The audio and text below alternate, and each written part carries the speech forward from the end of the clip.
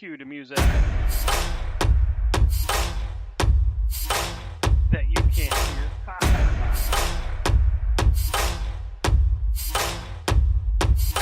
Nah, it's pretty generic.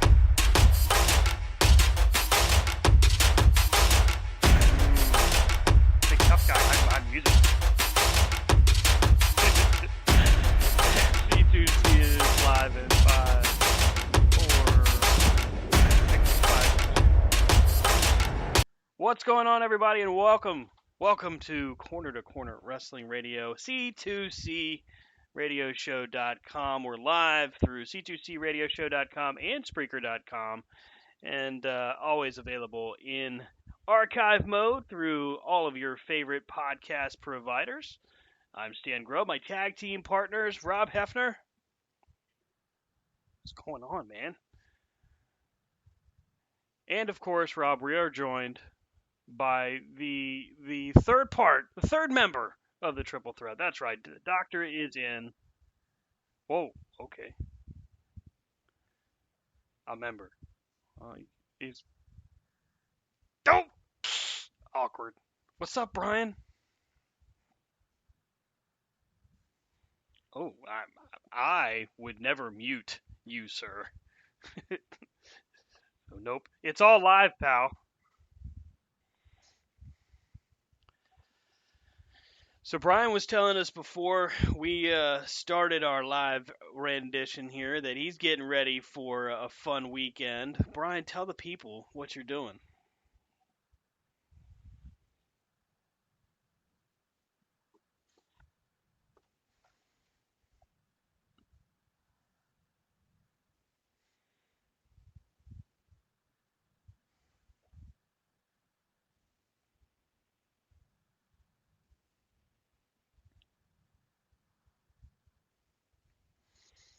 Now you've got a lot of different guests that are that are going to be there. So I know you've got a lot to choose from, but you got kind of a grail opportunity there, don't you?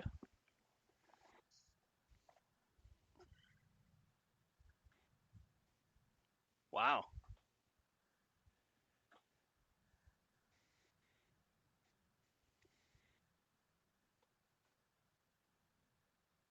Yeah.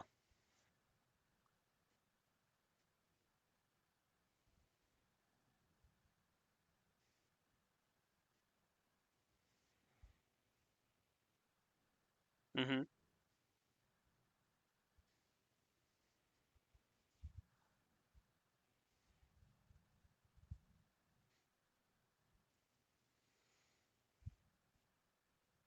I mean, he's a busy dude right now. He is behind the wheel at DC, and they just had a hell of an opening weekend for Black Adam.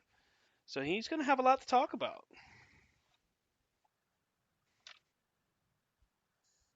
Mhm.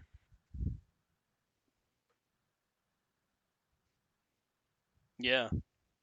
It's a good opportunity to see just some of the inner workings. That was always my favorite part is the panels.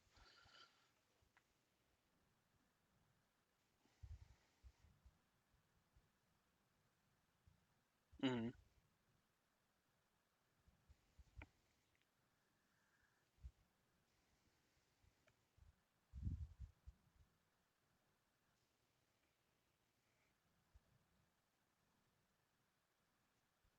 Mhm.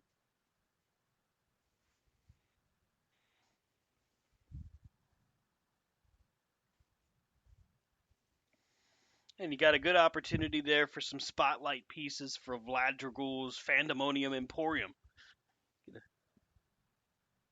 You got to, man.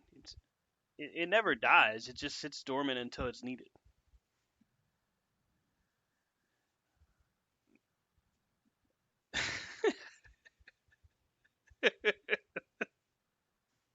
Shit. I haven't seen or heard that reference, and I don't remember how long. I feel it down in my plums. Will Ferrell, is there anything that guy can't do?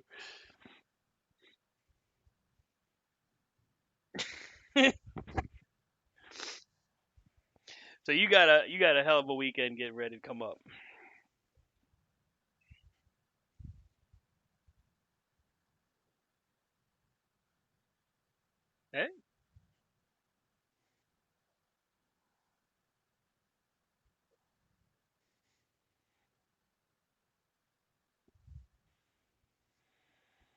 Just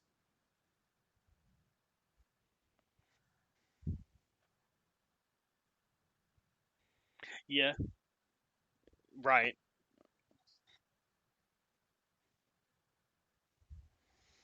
We could have some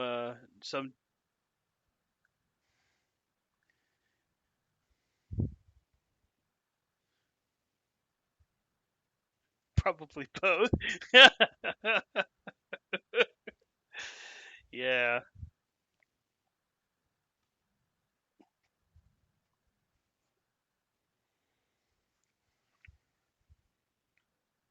that might have been me.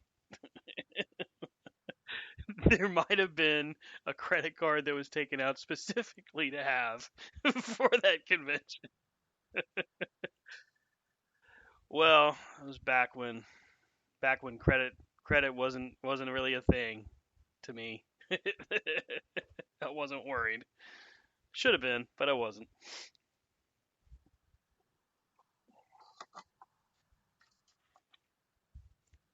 Yeah. Uh, Surprise.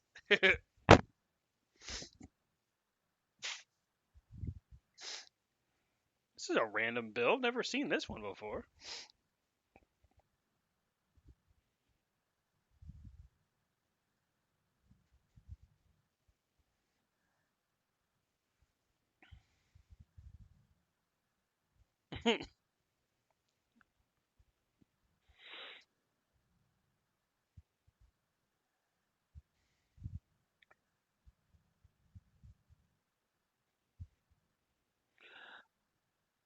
Well, get an opportunity to put the C2C out there just a smidge. Maybe drink some beer with the Mulkeys again. I'm sure they'd like that.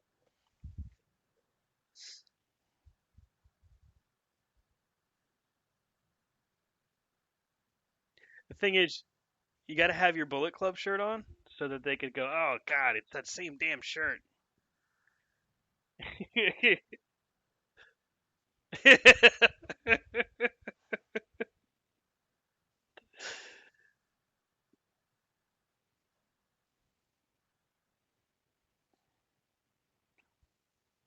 You'd have to, out of respect,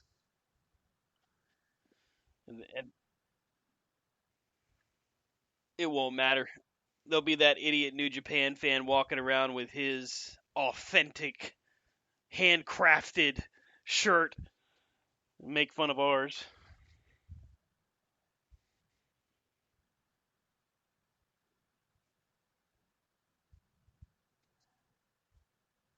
And make sure when you go to the con this week, you wear a mask. Not because of COVID, no, just because you're going to be around the great unwashed. You're going to Baltimore for crying out loud. You better be careful.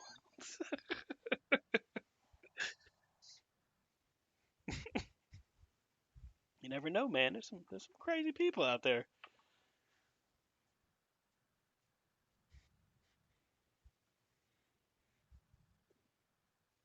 Oh yeah, where at? Oh, the CSA show. Yeah, they had a lot of people going out there. Terrell Davis was on there at some point. There's a shit ton of other names that I just can't remember that are considerably bigger than Terrell Davis. But yeah, yeah. It's funny because I get emails from them all the time, but I don't remember one time ever wanting to go see a whole bunch of retired football players sign stuff.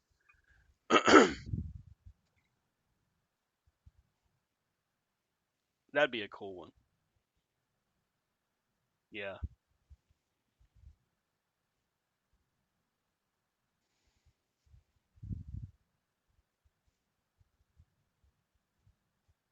Oh man. Yep. You don't get a redo on that one there. Sorry.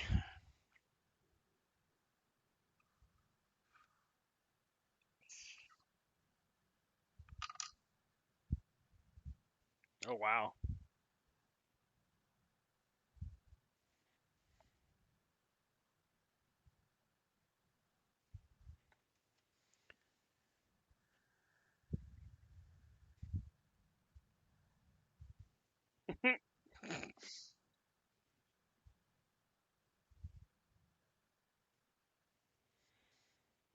So there's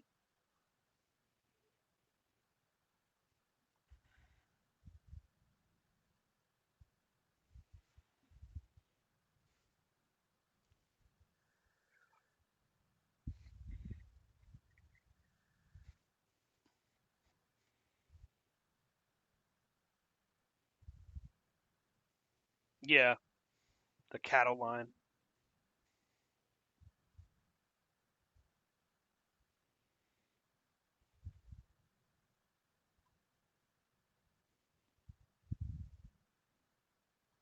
Hmm.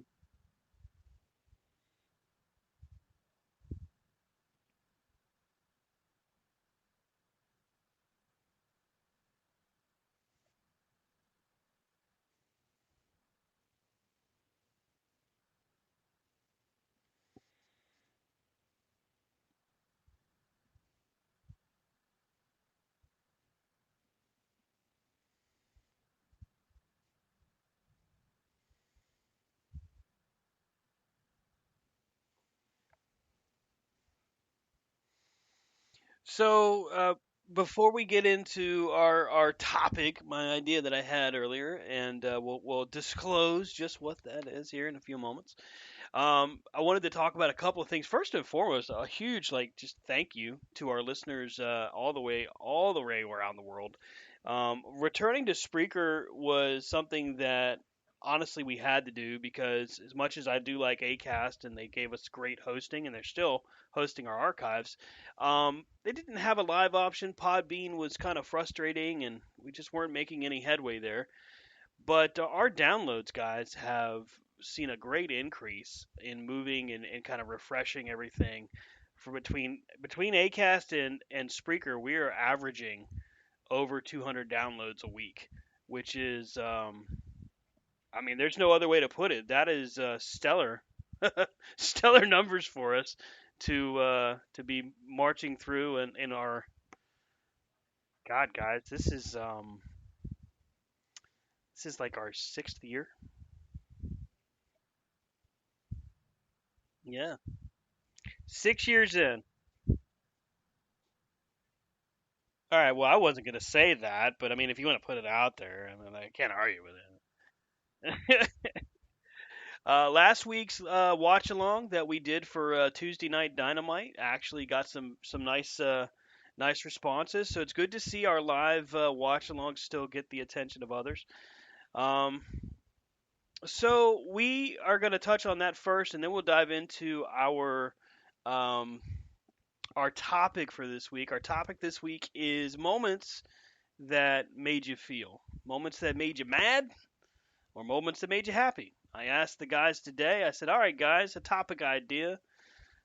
Give me three that made you happy, three that made you mad. We're going to go through the list here. We'll talk a little bit about them. But before we do that, I wanted to talk about Dynamite from last week, specifically the main event, Mox and Adam Page. And the reason I wanted to bring this up is some of the fan responses to that main event. Now, of course, Mox and Adam Page had a pretty solid match going on, and then there was a really rough lariat from Mox that hit Adam Page basically in the side of the head, and in the process of him getting hit with that, he rotates for that backflip bump and lands awkwardly on the side of his head and neck.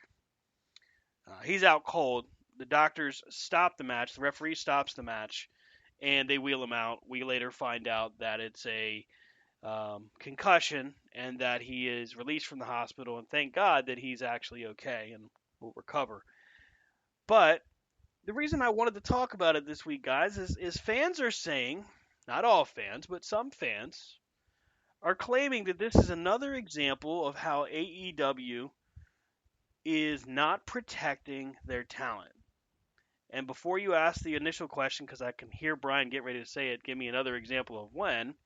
Apparently, they're using the examples of such incidents like Ruby Riot and, excuse me, Ruby Soho and Britt Baker DMD both getting injured in their respective matches, and some of the botches, like the one that happened with Lance Archer with the moonsault where he landed awkwardly.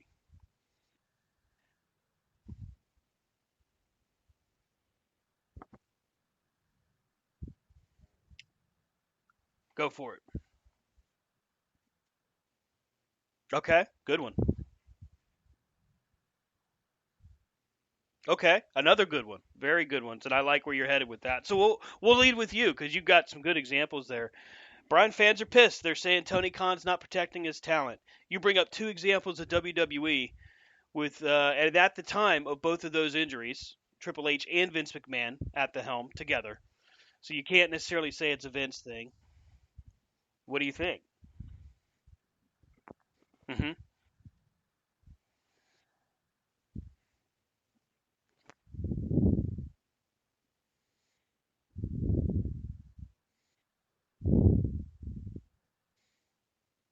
Yeah. Good lord. That was really uncomfortable to watch too.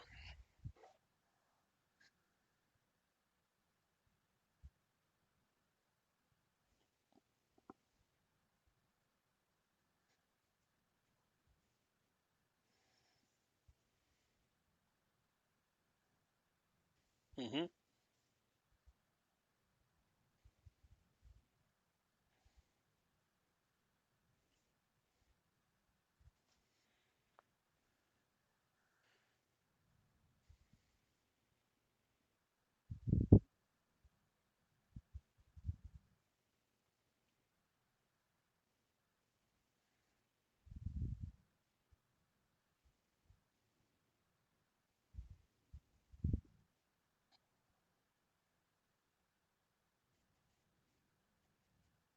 Hmm.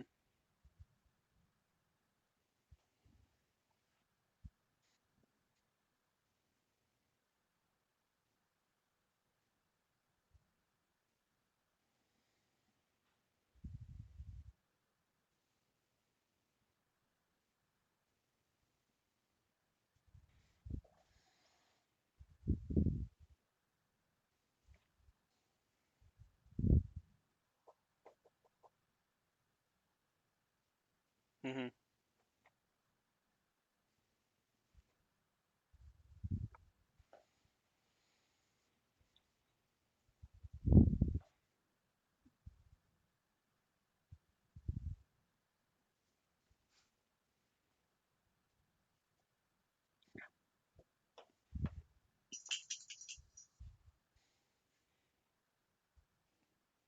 Let me just say, I fucking hate that guy, and I don't hate anybody. Yeah, absolutely.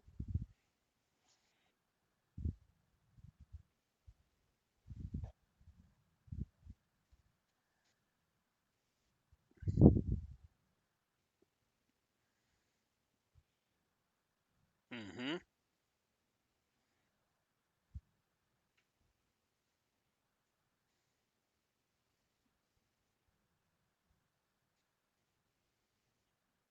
Mm.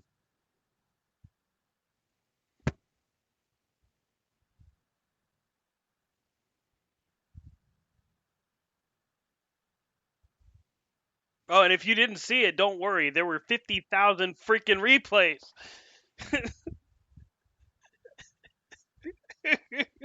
And here's another angle.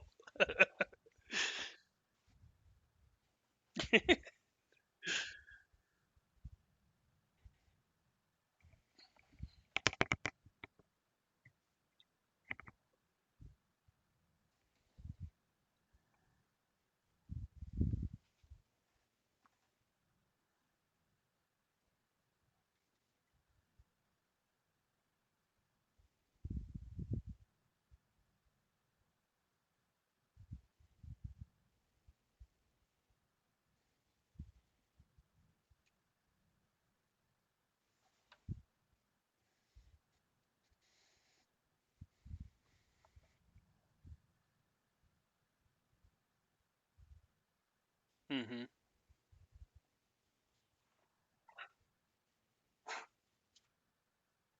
Hmm.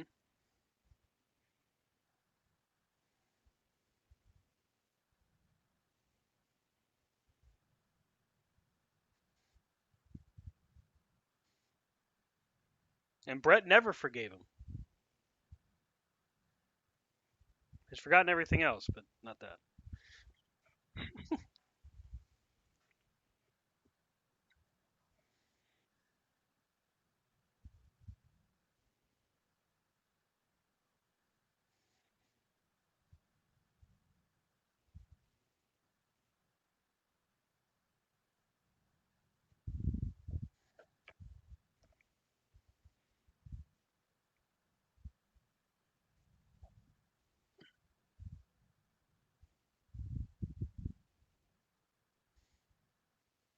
Or what about that idiot guy on Instagram, Superhuman? This is for all my juggalos and juggalettes.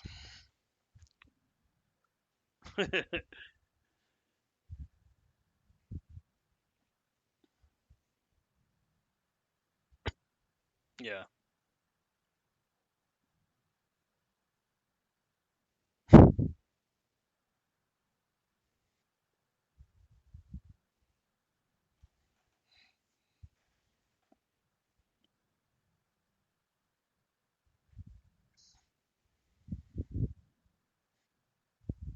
Mhm.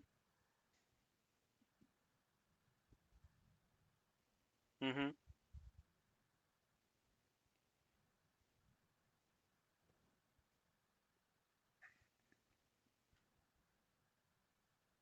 Right.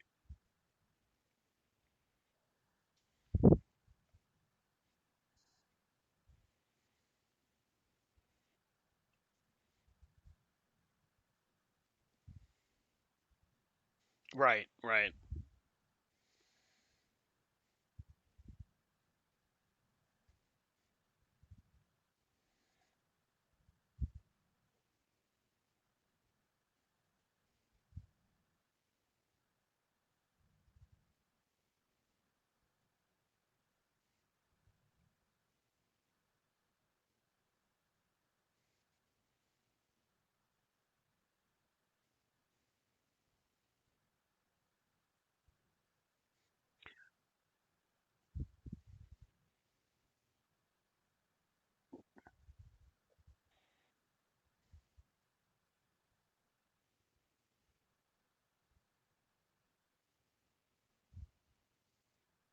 Mhm.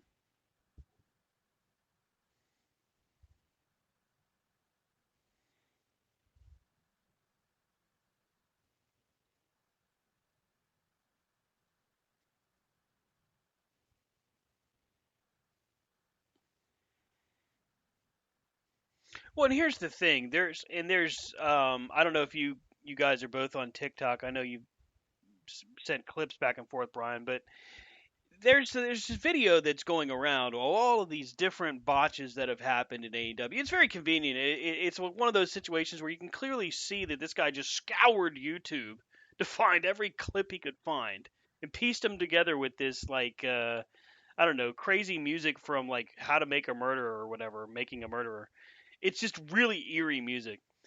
And the whole premise of this argument is coming from a fan that from fans that said there should be a performance center for AEW for this desperate cry to make them just like WWE. Isn't that what all fans, whether you like them or hate them, begged AEW to not be? Why would you want to make them exactly the same? Hmm. Yeah.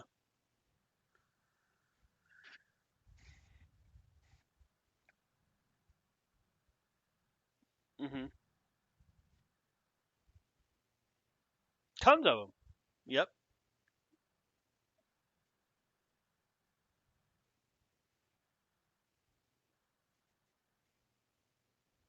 Hmm. Yep.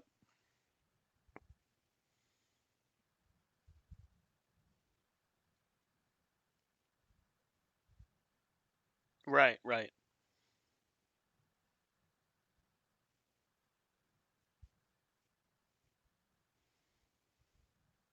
Hmm.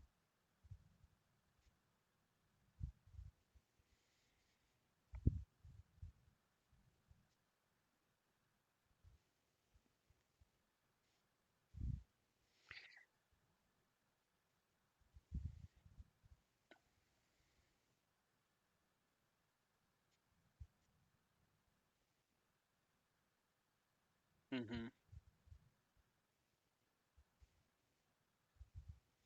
Well, that's what. Go ahead.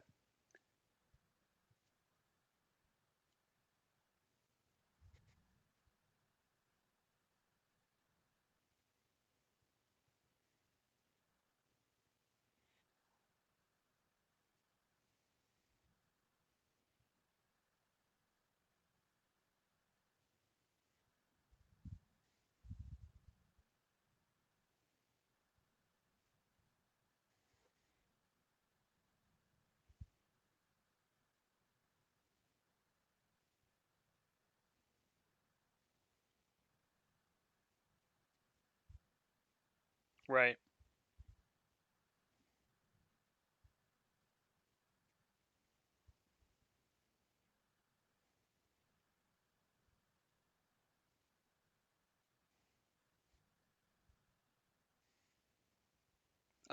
Seth Rollins. Hmm. But don't forget about also him smashing John Cena's nose off his face. You know.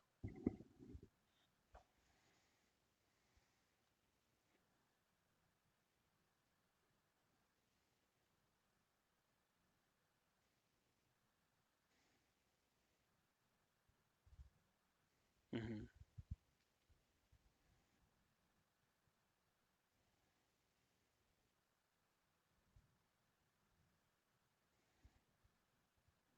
Oh yeah, his quads on the Rumble.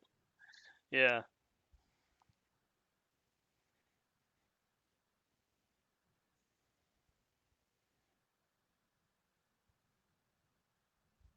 Yeah, that was nasty.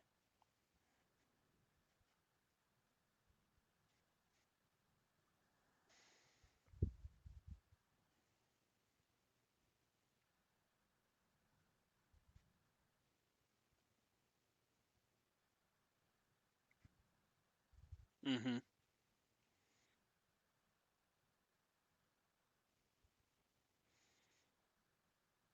Hmm.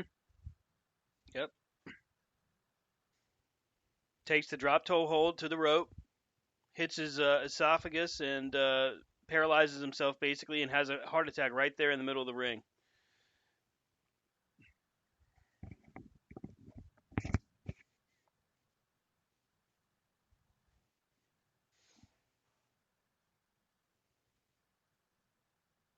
Oh yeah.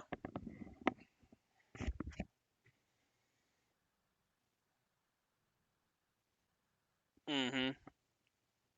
Enzo and Cass, of course. Enzo taking that spot where one half of the Vaudevillains throws him to the rope. Enzo goes for that slide where he's gonna, I assume, take the slide under the bottom rope. At this point, we really don't know for sure, but he doesn't. He collides with the second and bottom rope, knocking himself absolutely unconscious and being carted out.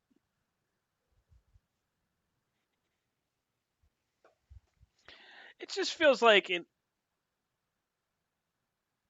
yeah, yeah. And he, of course, the scariest part of that was when his eyes rolled to the back of his head.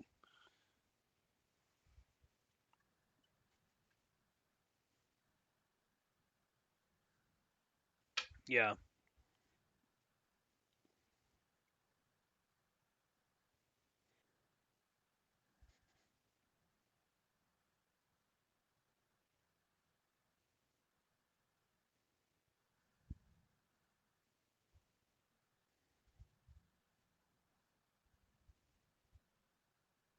Hmm.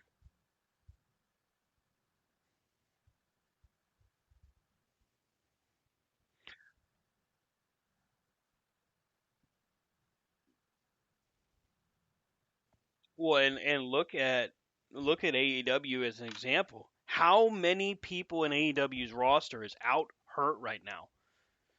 I mean, there's a lot of people hurt right now. It's it's kind of crazy. Yeah, exactly.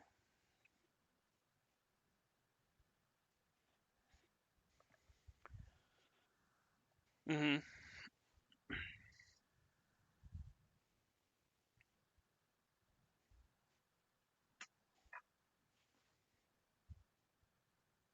Right. Right. Right. Well, and that's the thing. Like, I don't mind the an injury angle and all that, but stuff that irritates the shit out of me is when someone will just from way left field, like not even in the ballpark left field, just make a statement like that and then it gains traction. Then you have an idiot, an absolute moron like Goberti that just throws his attitude out there like, oh, well, the WWE and WCW, they're different. No, they're really not. Okay, so was it Jim Hurd's fault when Arn Anderson stabbed the shit out of Sid? Was it his fault? Yeah. Well, how about Sting tearing his patella when he was running to the ring to get at Ric Flair before his big match? Yeah. Maybe maybe it was Vince's fault when hey, Triple H tore his quad on that pedigree on the table or the walls of Jericho on the table. Stupidity.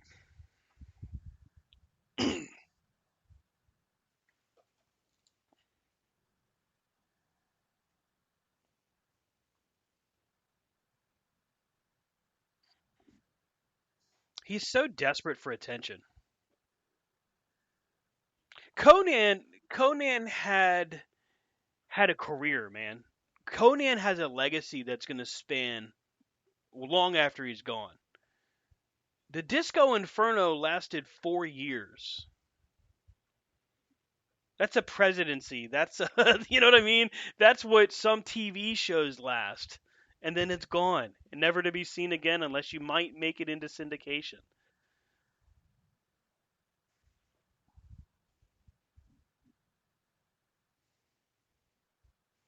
Right.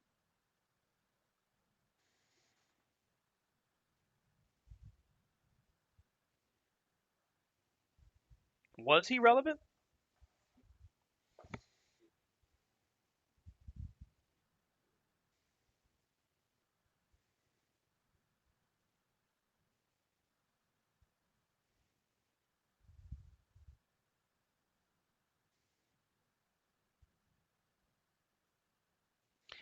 Dis-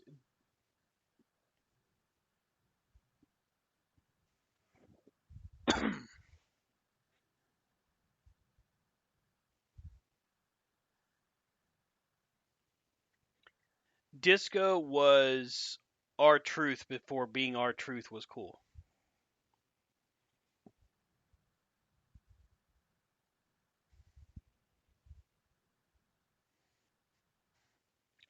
Mantar.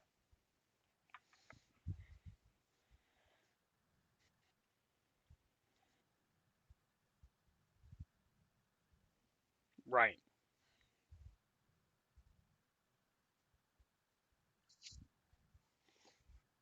There's not a chance in hell I'd even let him sign in. Because here's what would happen, much like may he rest in peace, much like Axel Rotten did. He'd probably come on half inebriated, screaming we're a bunch of effing marks, and then hang up on us. I don't even think he'd give us the time of day outside of that, because he's just that kind of guy.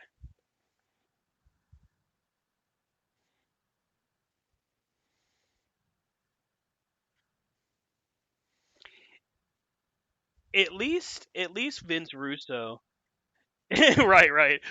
At least Vince Russo is willing to have an actual conversation. I'll give him that. I don't agree with really anything the guy says, but at least if I disagree with him and I call him out on Twitter for sounding stupid, he'll defend his position. And then if we still disagree, it you just keep it moving.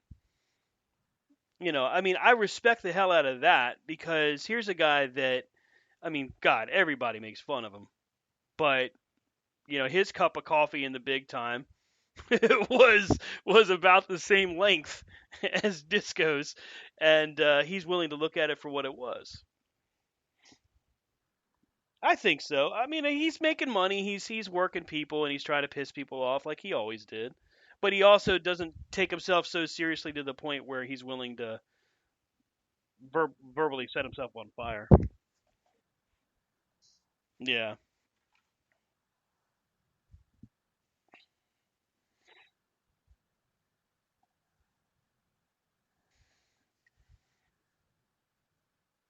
Hmm. Yeah.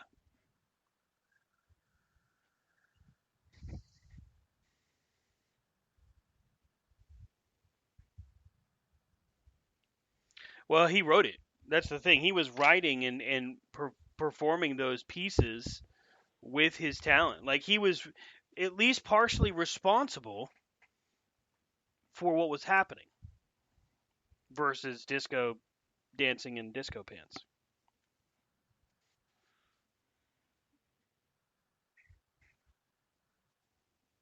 Blood runs cold.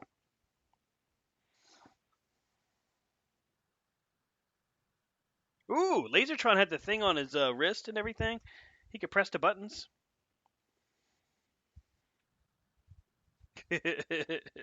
Boop boop boop boop boop.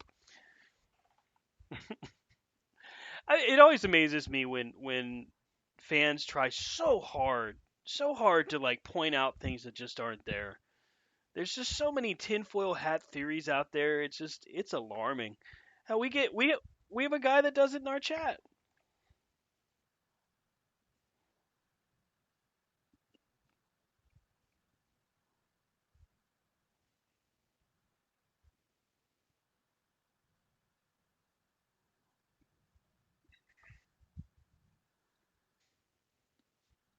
Hmm.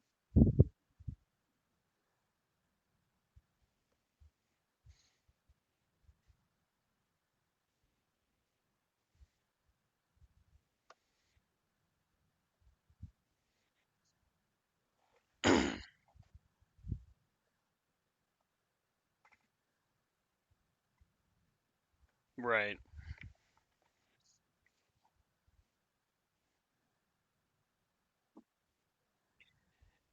Well, I mean, a lot of people say the same kind of stuff about what Jericho's doing now, but they forget just how many times Jericho has reinvented him and in turn wrestling around him.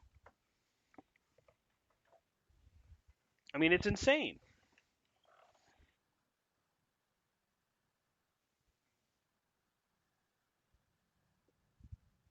Hmm.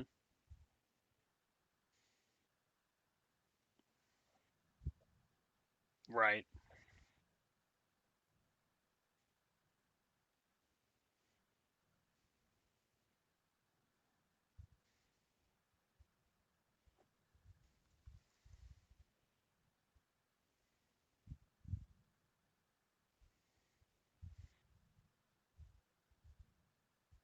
Hmm.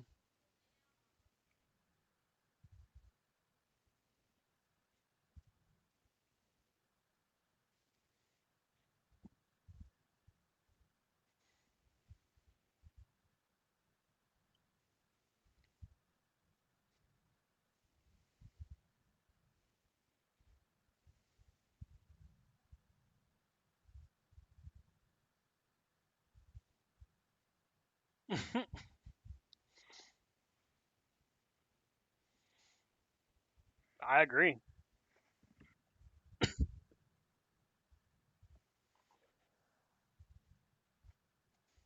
Don't try this at home. I mean, what's that?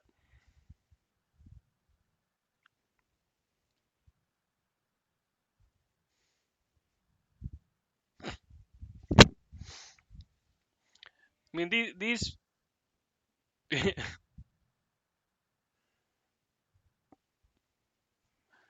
mean, Disco could take a couple if he wants. He got bit too. Brian got bit. Brian got bit, and he got licked. That's right. Can't block that out.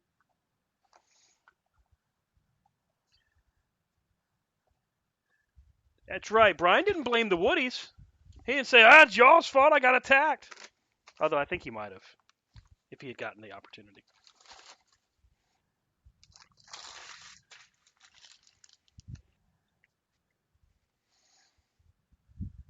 Yes.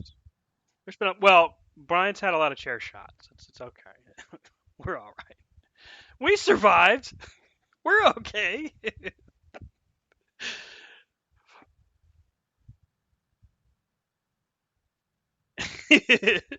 Who's there? Hello.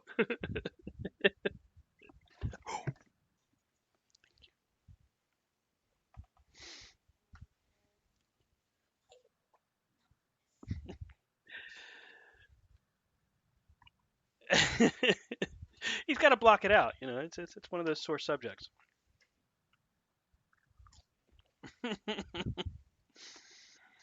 So I asked you guys the question earlier. I said, "Hey, idea. Tell me about what made you feel." So we'll do one at a time. Top three, not necessarily in any specific order, unless you want to rank them. Brian, what were three times that wrestling pissed you off?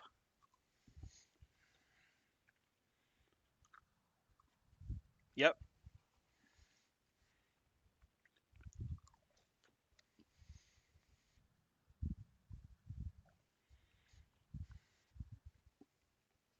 I do.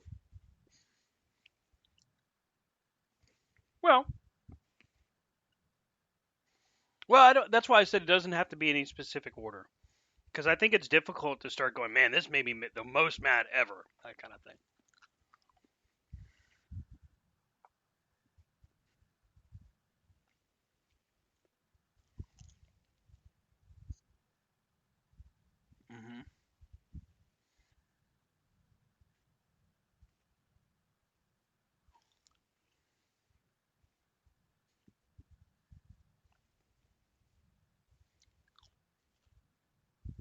Hmm. Hmm. Now, was that a moment that you felt like it pulled you out of being a fan because of just how? No, I'm serious. I'm just kind of asking what your thought was there.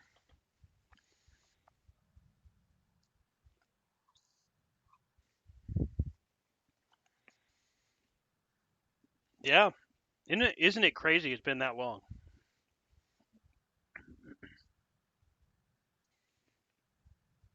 Hmm.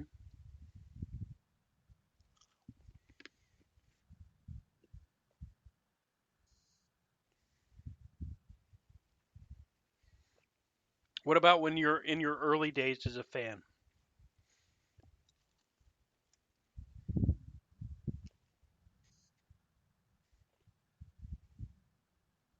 Hmm.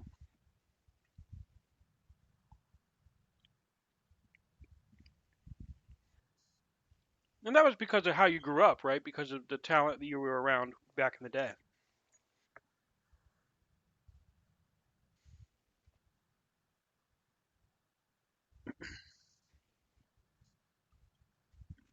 Hmm.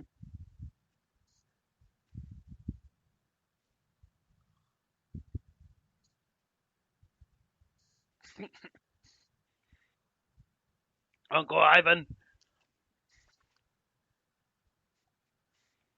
Right.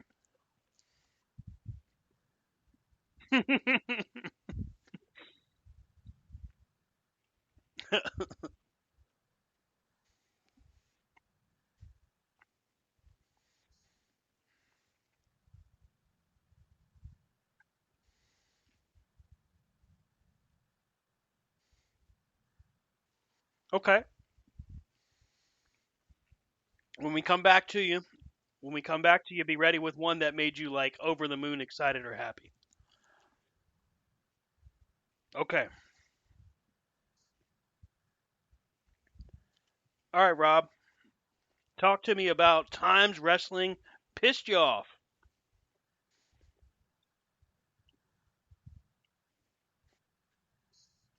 Oh man.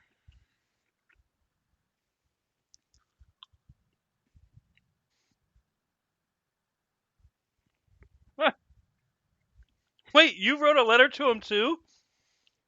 Oh my god. So did I.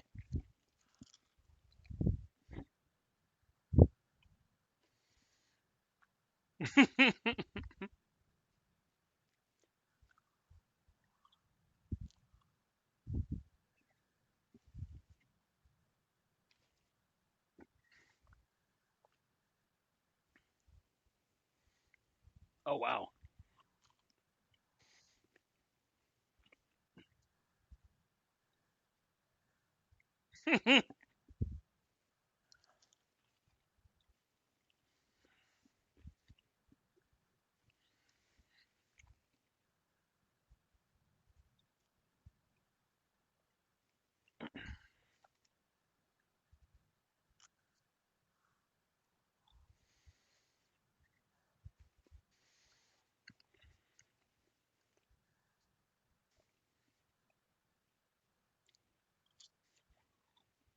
Hmm.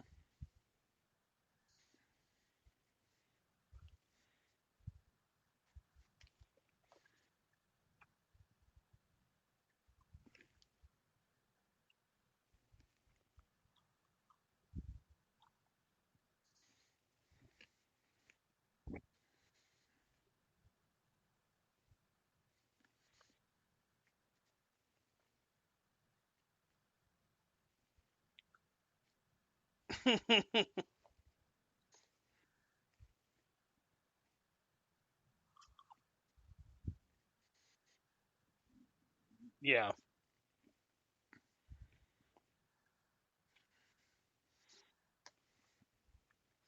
So I like yours because you and I had a similar thought process there. Early times when we were just completely bought in, we starting to get our fandom up in the Attitude Era, and then once we kind of understood how things were laid out, that kind of thing. So,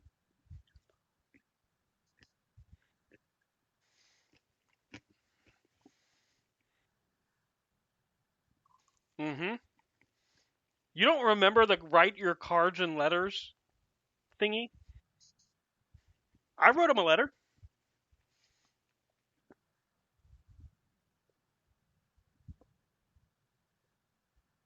Hmm.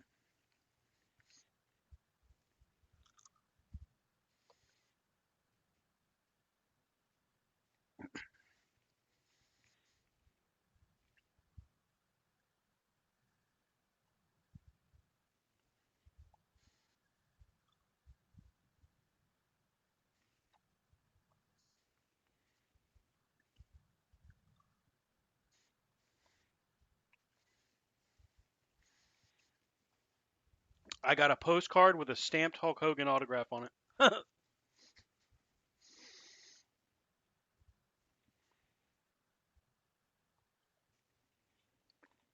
Dude, Hulkamania was infectious back in the day.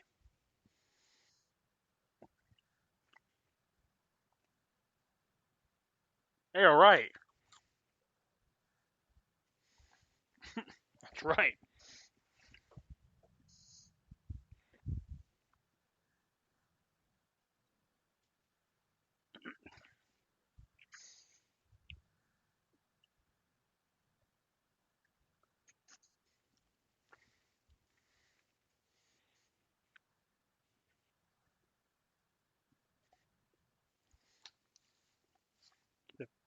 There's a problem.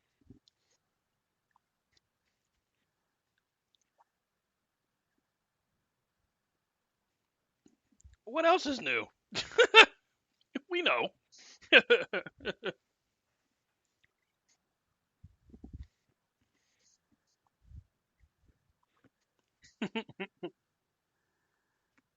Right.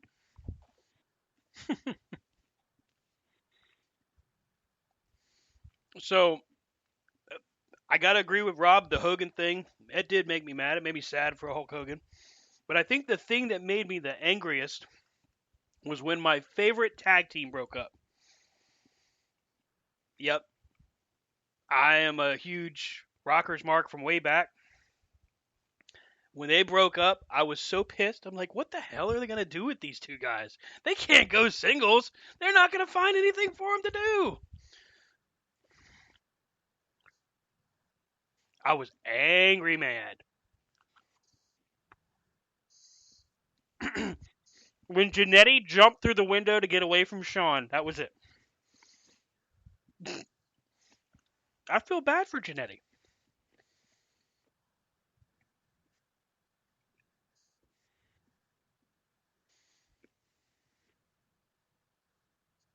Mm-hmm.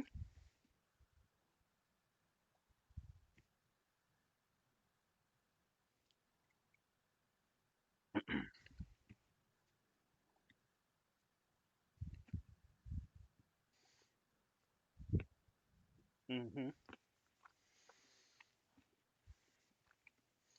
Like when Andre turns on Hogan, rips the cross off his body and everything. I mean, he's got Bobby Heenan there. You knew as soon as Bobby Heenan was there what was going down.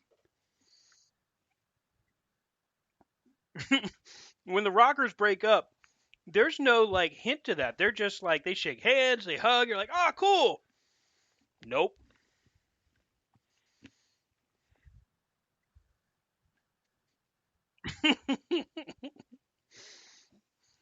Now, again, kind of in the same vein as Rob and Brian with the Attitude Era, NWO era. Macho Man losing to Hogan at that Halloween Havoc. I didn't give a damn about seeing Roddy Piper. I felt like Macho Man, they had built that story up, and having Macho lose yet again to Hulk Hogan again made no goddamn sense.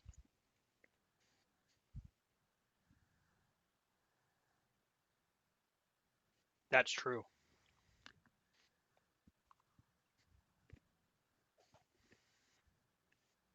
Hmm. Hmm. Which is literally what happened with Savage less than 6 months later. Hmm. Cut that out, dog.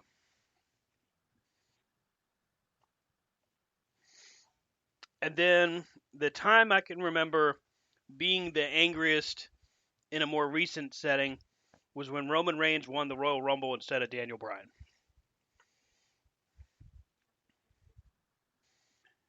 Because Bryan Danielson, Daniel Bryan was on such a rocket to the top. And Roman had been steadily just booed ever since he came back from his surgery at that Survivor Series prior. It was just such the wrong move. It was a huge example, a glaring example of how in 2013, 2014, Vince had no idea what the hell to do. Good to see he got out of that habit. Oh, wait, no, he didn't.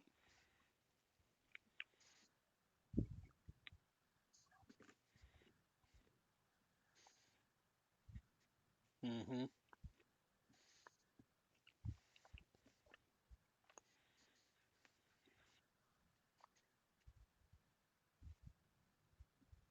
Right, right, right. So, right.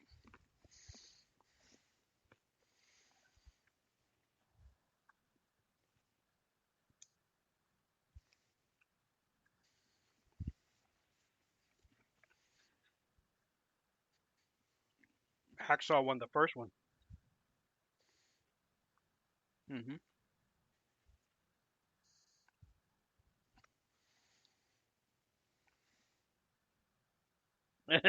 Hogan did win twice. Austin's won twice. HBK's won twice. Um, Roman's won it twice. Yeah.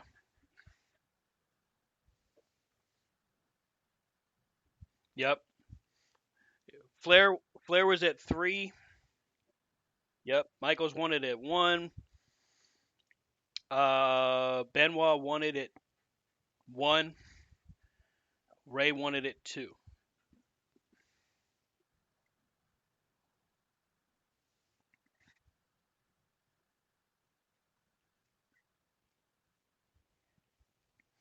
That'd be kind of neat.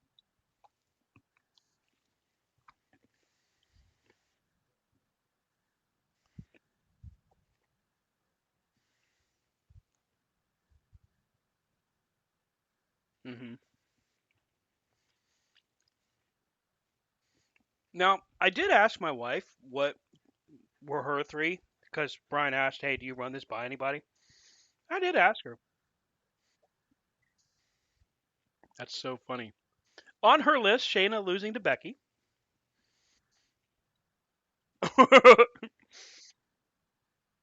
Wade Barrett versus Randy Orton in Survivor Series where Cena gets fired.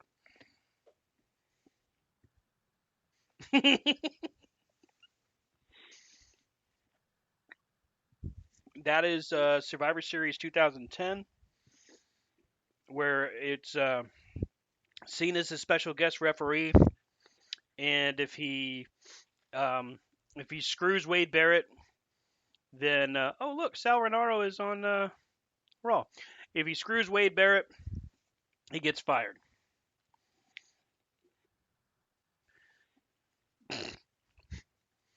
And the other one, I I remember it, but I don't remember it being all that important. Vince and Stephanie at No Mercy '03.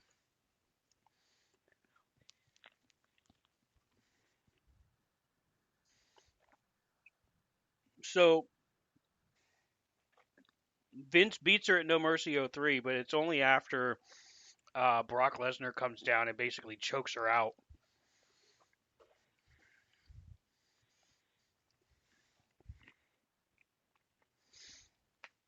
Well, it's an interesting perspective because it's completely different from where we stood. You know what I mean? But it's a different time frame. It's a different era.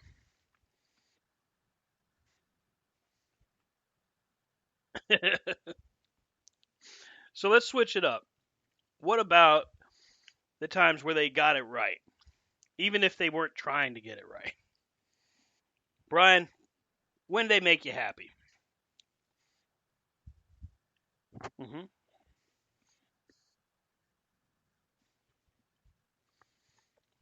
Hmm.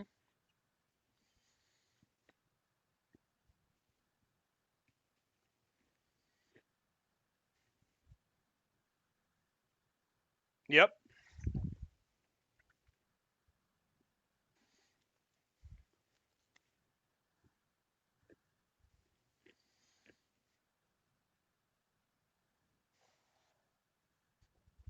Ooh, okay. It made you happy.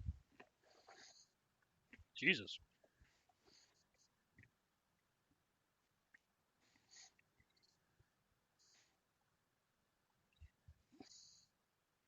Hmm.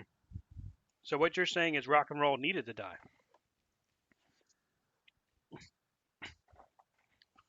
Okay.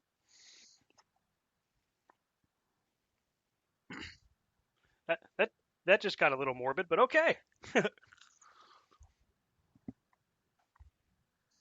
Hmm. Well, that's because he can't see the paper.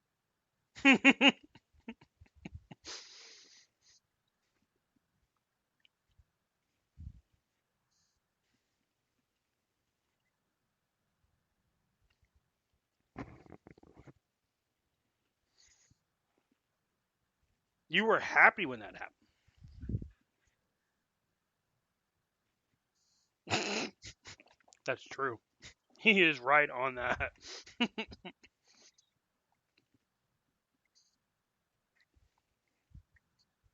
I mean, there's a guy who on social media is famous because of his reaction to that.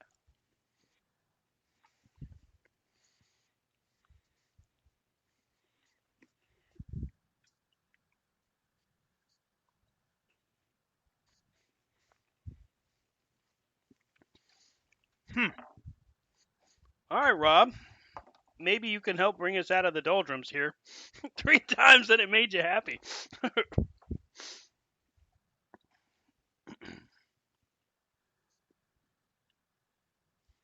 Okay.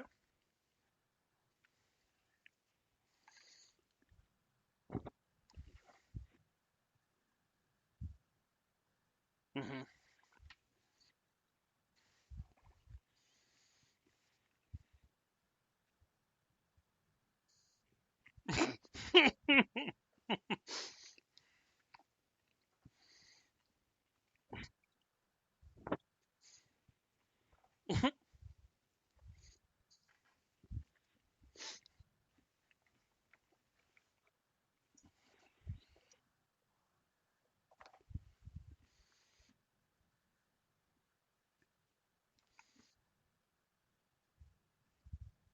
Hmm.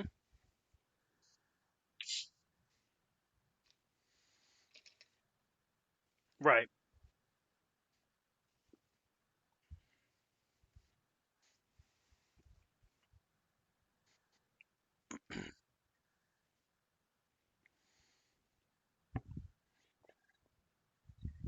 Mhm.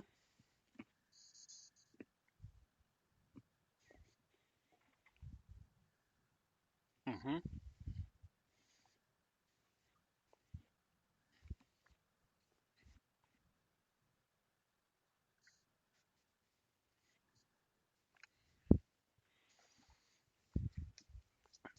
I always like the ones that you never see coming. The returns.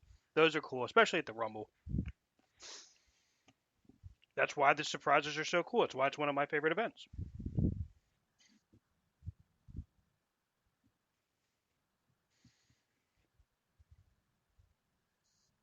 Mhm.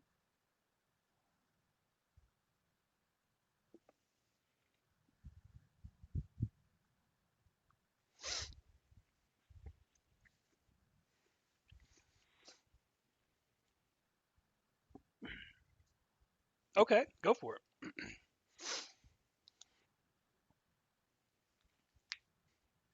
Ah.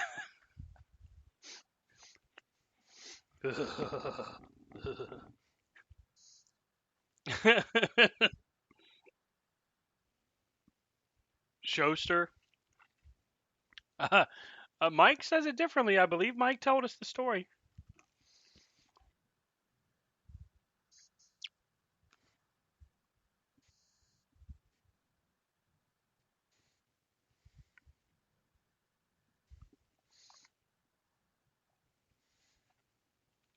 Mike told us you were doing the pose down.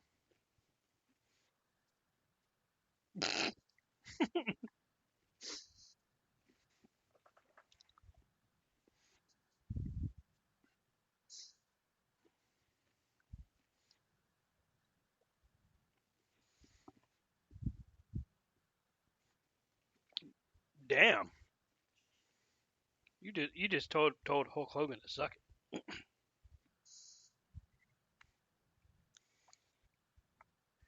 Not a Hulkamaniac.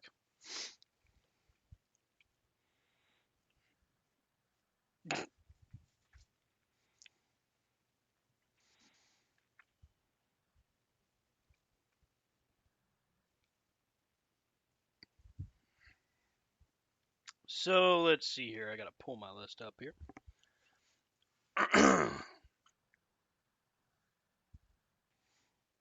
That was a good one.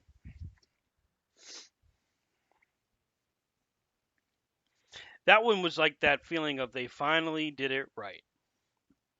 They finally did it.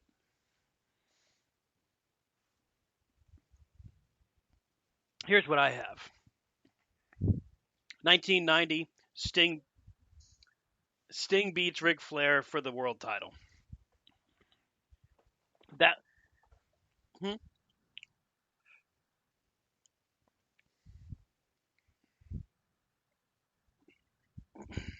I mean, you did too when he got his head smashed in.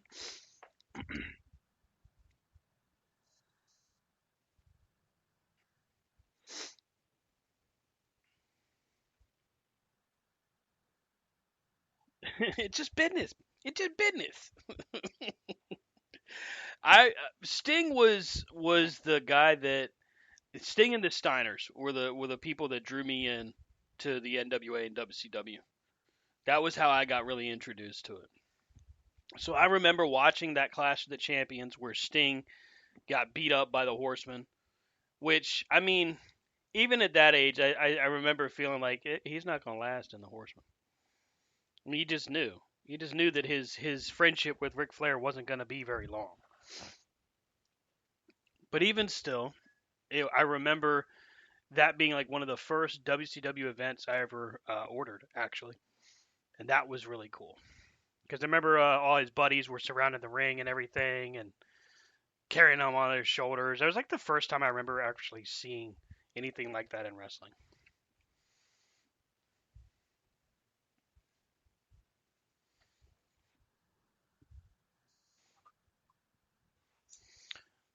1990, yeah, yeah, it's about 5 or 6 years beforehand. Yeah, just a little bit. I never said I had friends. 2002 when Shawn Michaels came back. Ouch, that's brutal. 2002 when Shawn Michaels came back. That was a huge thing.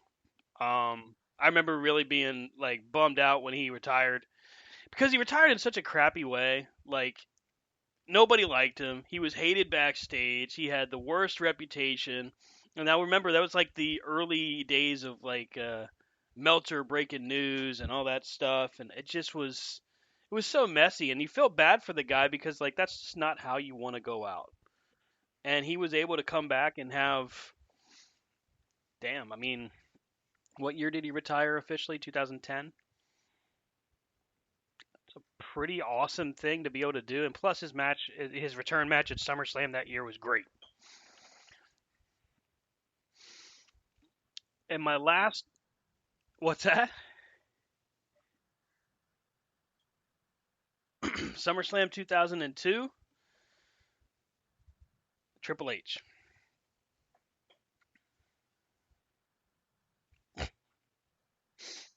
Well, I guess it really impacted you in a real personal way.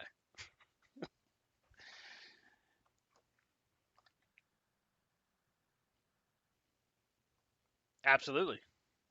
It's the greatest night in the history of our sport. And then the third one that I put on there, CM Punk returning in 2021. I've always been a big CM Punk fan, even though unfortunately his exit in 22 is going to be a little more infamous. Just really cool to see a guy to finally get a second chance and to have an opportunity to work.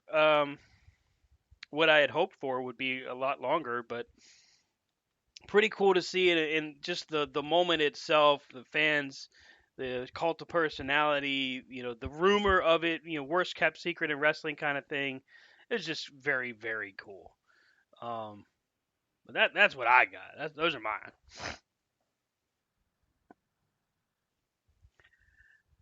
Uh, yeah, I don't know. It's over for sure.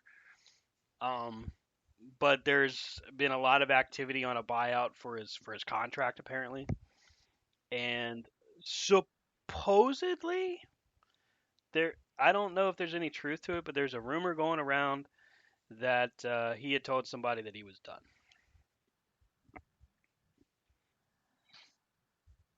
Fair point.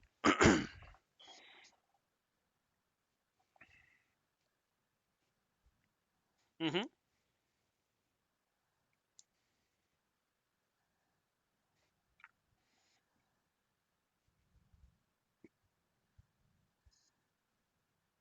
Right, right.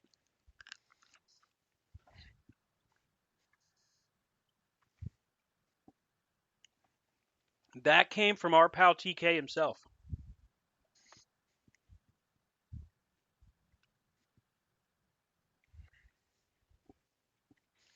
We got it from TK. He said he's got an office job.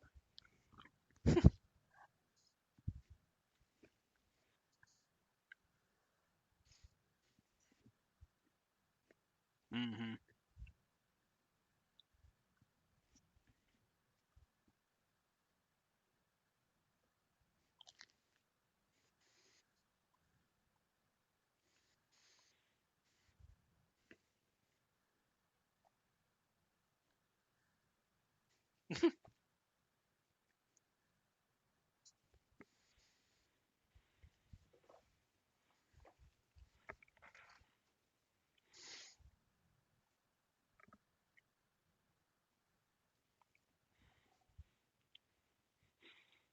He's,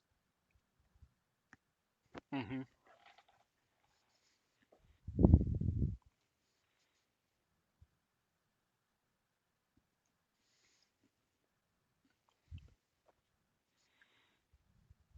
I couldn't see him going back to WWE. It doesn't mean it'll never happen because I think we've learned that lesson to never say never. I just don't see it happening.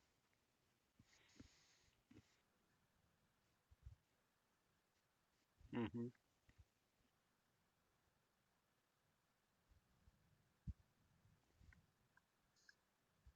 Hmm.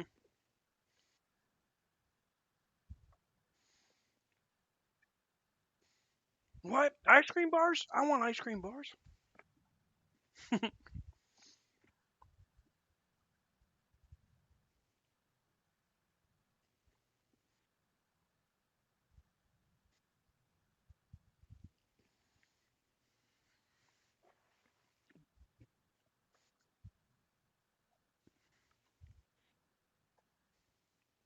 So he's not selling ice cream.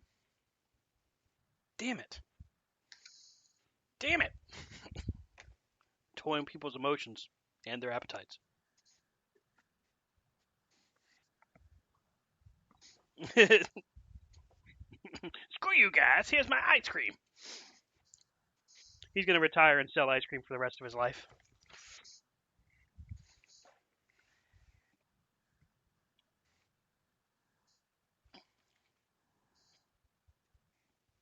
I don't think Triple H would.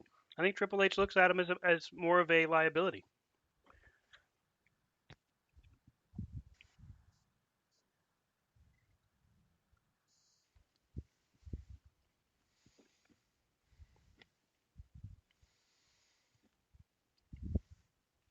I can't see him. I just can't see him in a WWE ring again. I don't think it would happen. Agreed. Now,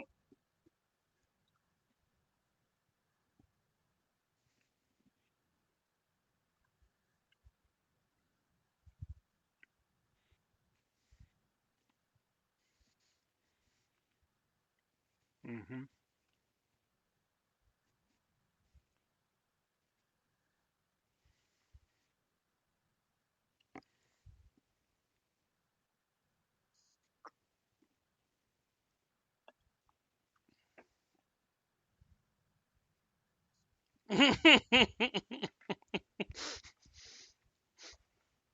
Ace bit a guy.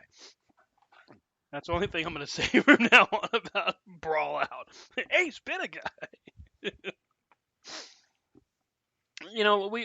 Wrestling right now is in such a weird state. Not a bad state, just a weird one. Because literally anything can happen at any given moment. We could find out Game Changer Wrestling is going to be the next major streaming platform, right? We could find out that uh, Nick Gage is going to get a title shot on Raw. You know what I mean? Like we were literally in the middle of that kind of an era. Oh wait, yes they are. As is Defy Wrestling out of Washington State. Both of them will be spotlighted on the Roku channels. And let's take a look. I can give you the name of the stream for Game Changer. Now, Game Changer's interesting because they've had all of their death matches, but not to mention Matt Cardona, John Moxley, and many, many, many other cameo appearances. For some reason, it's just not showing up in my feed here. But Game Changer did announce a streaming deal today, and it sounds like they're working with. Here we go. It looks like they're working with Fight TV.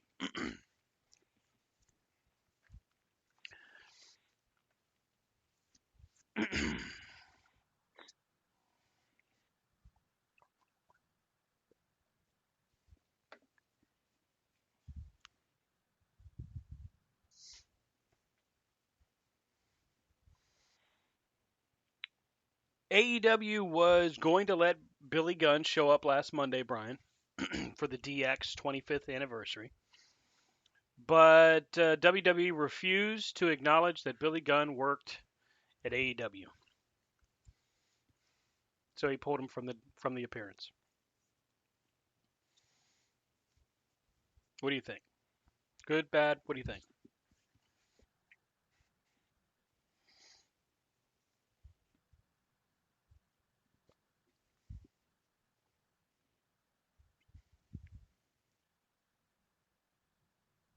Mm-hmm.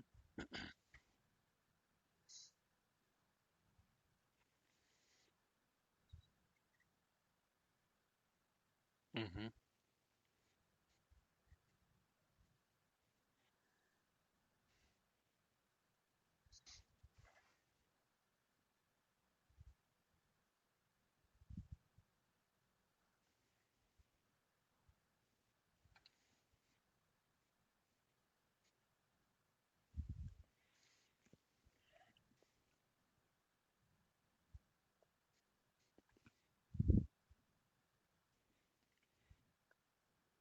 Mm-hmm.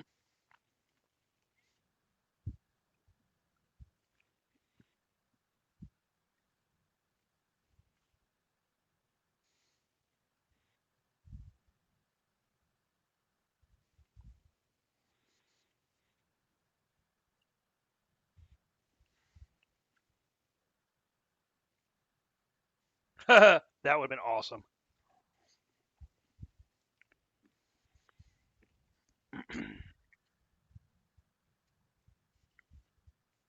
hmm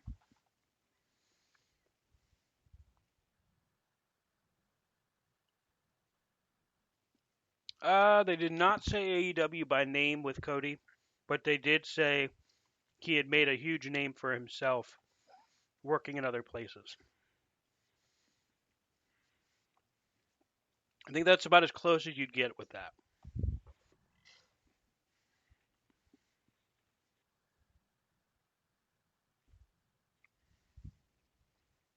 In sad news, folks, we will no longer be seeing Ezekiel on WWE TV.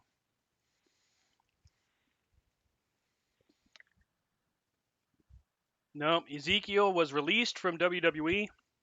However, I'm excited to announce that Elias is back. So nobody gets to speak with Zeke anymore. WWE did actually, I don't know why, but they did actually do a release, a press release advising they had released Ezekiel. And Elias would quote on Twitter that he was sad to see his brother retire and he had a great career.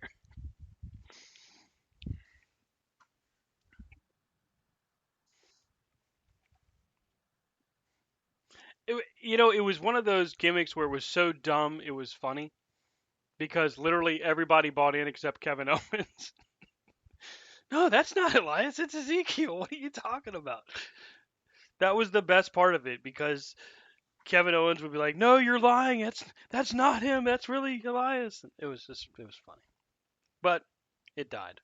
It died a slow death.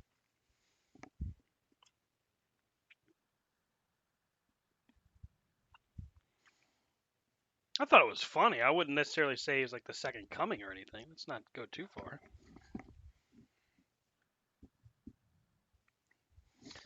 Dale Earnhardt Jr. getting ready to get in the ring. He's looking like he's going to punch Corey Graves. Oh no, he's just squinting because he has glasses on. My bad.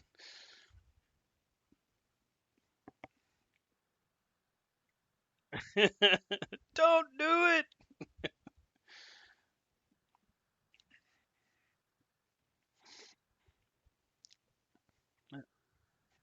Charlotte.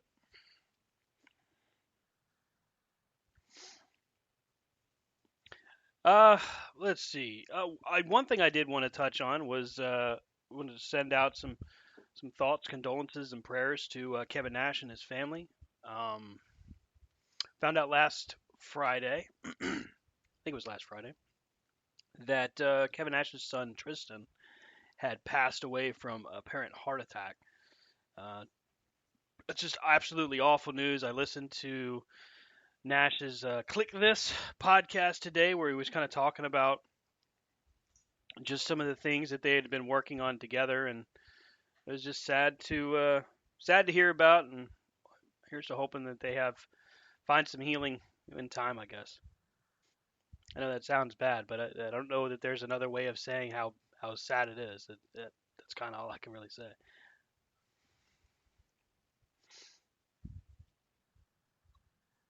26 years old.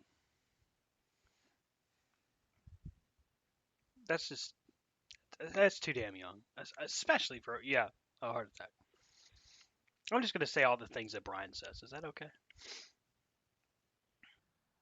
Yes. Right. No, I do. I feel like I'm just saying the same things you're saying. I'm just restating them. Oh, yep, you're right, Brian. I'm right. Yeah, I'm right. Yes. Uh, Rampage was Friday night. We had an All Atlantic Championship defense with Preston Vance, Roosh, and Orange Cassidy. Rob, what do you think of Orange Cassidy as All Atlantic Champion?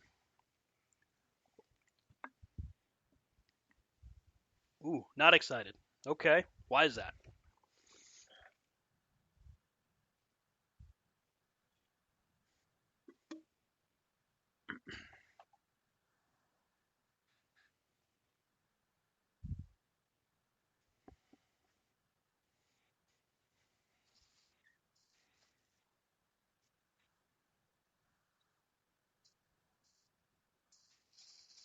Yeah.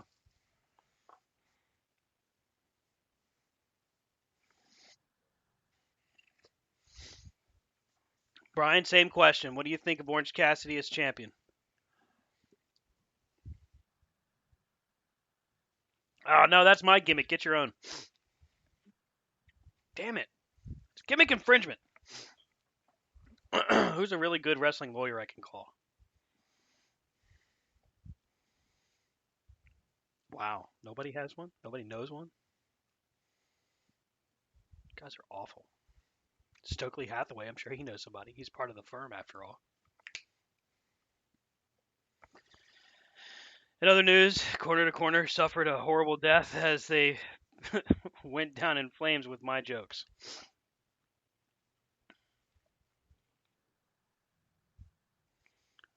Well, we can't all just be funny looking. Some of us actually have to try hard.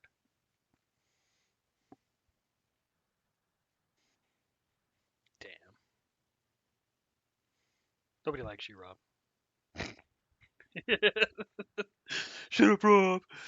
I did think that the triple threat with Orange Cassidy, Roosh, and Ten was actually pretty good. I feel like the crowd is just so bought in to Orange Cassidy that I don't know that this guy could do any wrong. Like, I don't even know if you could turn him heel.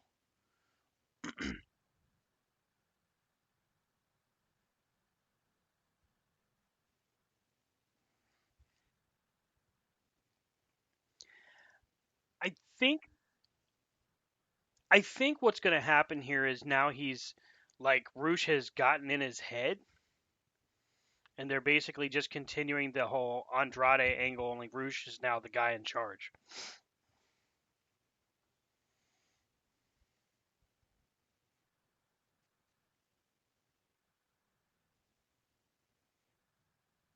Mm-hmm.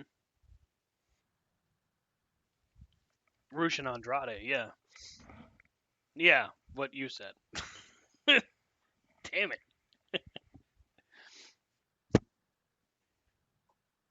Mm-hmm.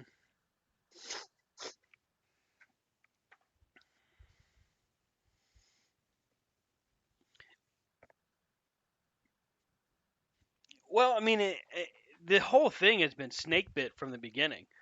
Andrade does the stare down with 10, wants to buy his contract out.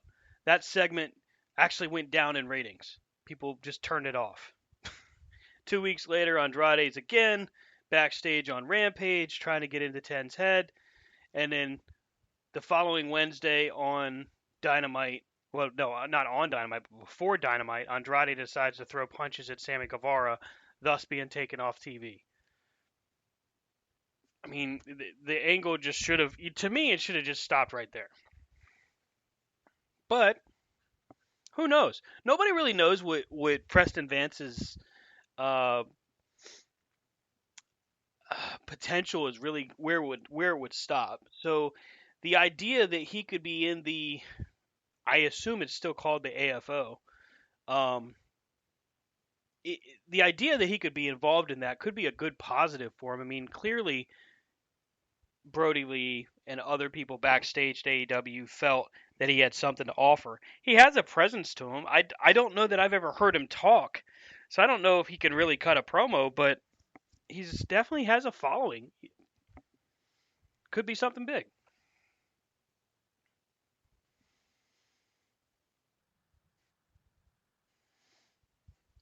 You don't see maybe a little bit of opportunity, kind of like Hobbs? No. Okay.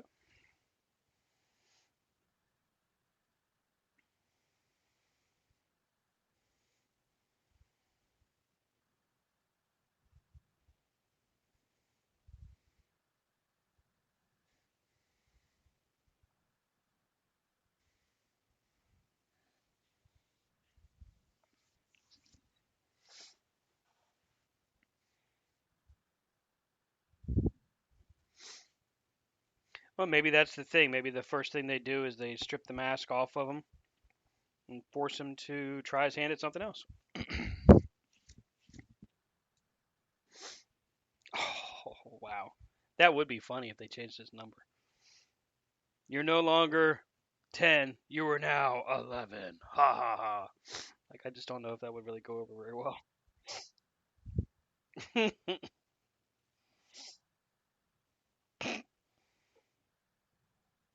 Now you've pissed me off. Now you're back down to 12.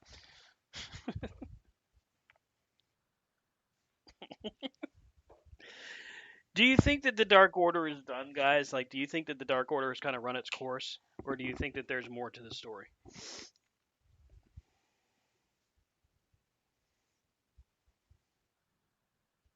Mm-hmm.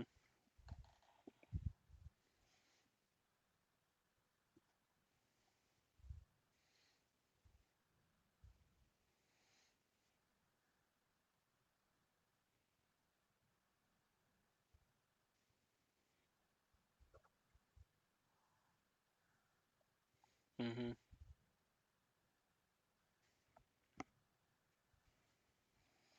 Only for Hangman to turn him down?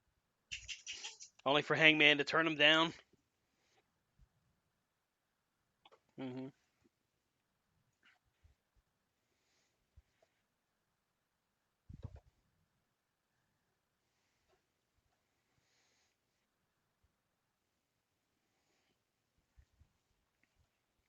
Brian, same question. Is there time done, you think?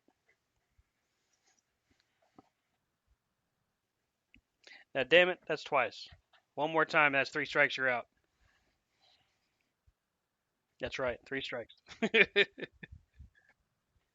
Oh, okay. Okay, you're in timeout. The only thing you can talk about is how much you love WWE's product.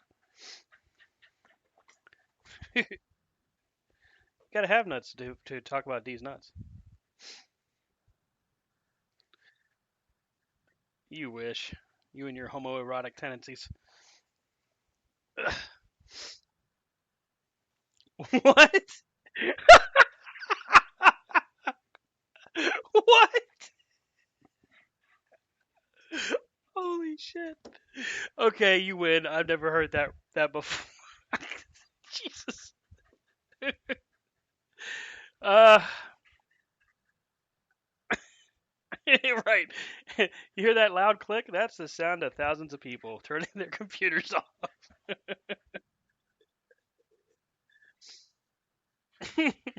Hey, but we're big in Ireland. Shout out to all the folks in Ireland. Number 15 on the charts and podcasts in Ireland. That's right. If all, yo, I'm all about drinking and doing some podcasting.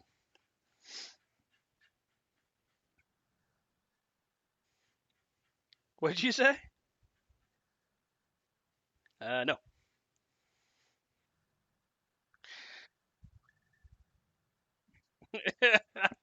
Well, you guys will represent. Have fun.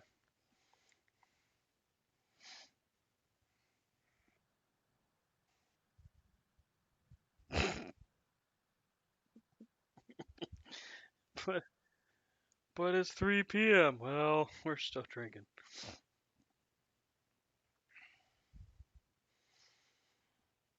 Not really a lot else going on as far as newsworthiness, unless you guys have heard anything. What do you got for me this week?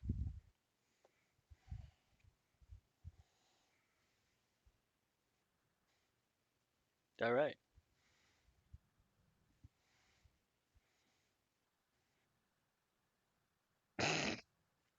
The internet's? Yeah, the feed.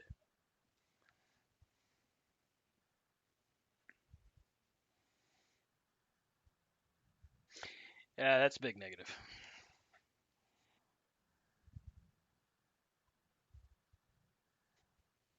Yeah, what do you think of that? ROH is going to be at 3 p.m.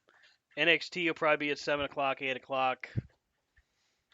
I mean, is Tony Khan going to do another media scrum where he gets pissed off and says he's got more money?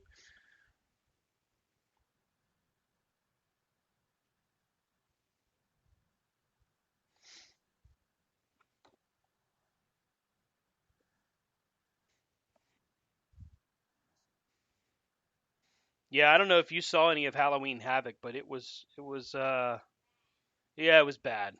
It was very, very bad. Mandy Rose and Alba Fire was just dog shit. They tried to do like a cinematic piece for it. It just didn't work. Braun Breaker, Ilja Dragunov, and JD McDonough was good though. That was a good match. Only highlight of the night for me.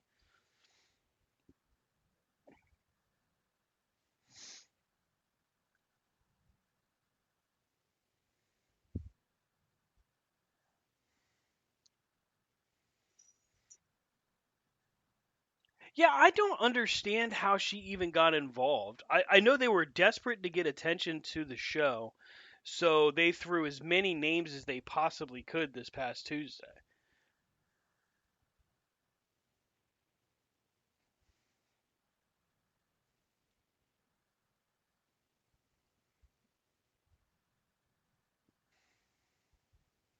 Did we ever find out who the person in the red sweatshirt is for Joe Gacy's group?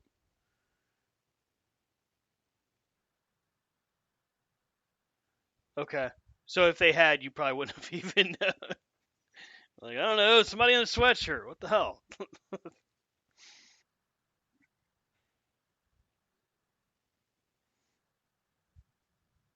Hmm.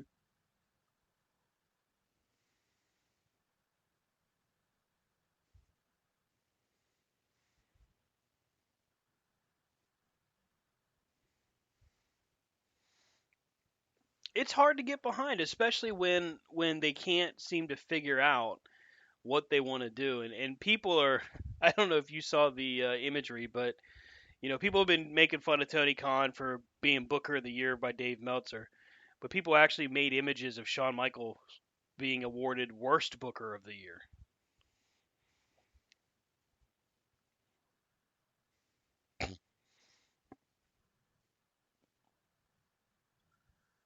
I mean, well, he's the head guy, but he's running both brands up top. Michaels is in charge of NXT. Michaels is actually a VP now.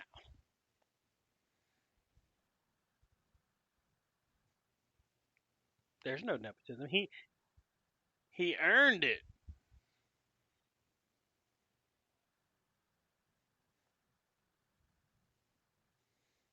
Yeah, I don't understand why they kept them unless they're just trying to honor someone else's commitment. I don't know. I don't think Bruce Pritchard was that important as an idea man as he likes to profess that he is.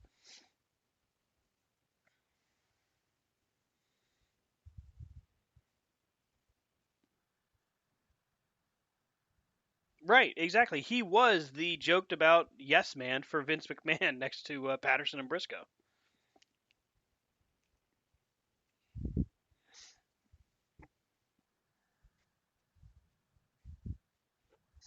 Right, right.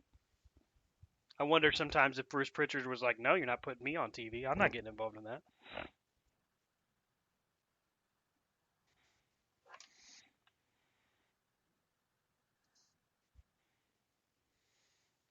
How long was that? Let's see. He had did Brother Love all the way through 95 ish.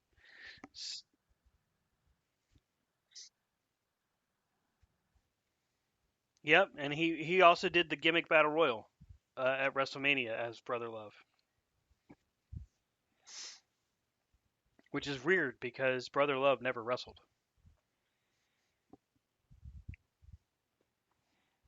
But whatever. Yeah, man. Uh, yeah. I'm trying, man. I'm struggling, struggling. Major League Wrestling has seen a pretty good boost from YouTube. I did see this actually over the weekend. Apparently, they're working on getting another syndicated show, much like Sinclair used to do. But right now, Major League Wrestling, which is highlights Alex Hammerstone, Davey Richards, quite a few other guys, um, they're supposedly getting a deal to move off of BN Sports, which is their current streaming platform, and they're trying to get into kind of like a CW kind of negotiated deal. was what I last read. I don't know if you guys have had a chance to watch MLW, but it is pretty good stuff.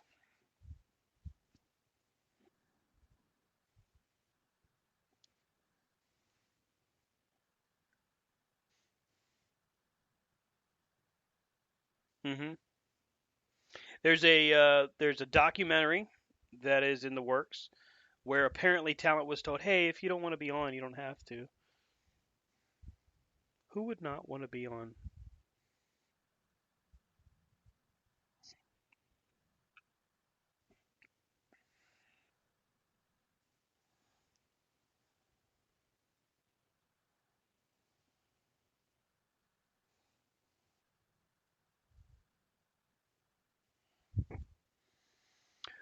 Jericho signed a new deal last week, since you brought him up, and he is a part of the creative team for AEW now.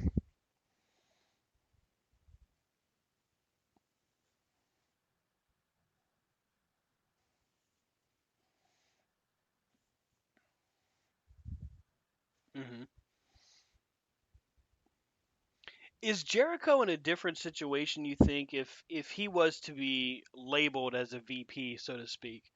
He's not at the top of the card. He's not really, the main guy in AEW, but they could go back to him for a short period of time. It seems like he's now more interested in helping get younger talent moved up. So do you think if he actually had that kind of a official role, like a VP role, that would be okay?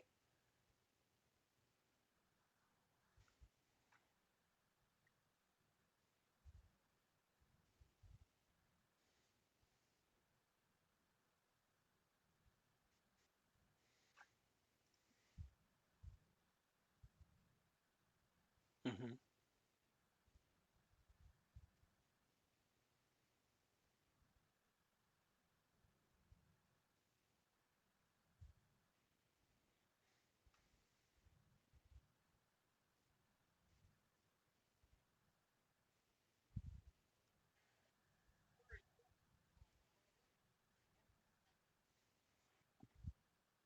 Hmm.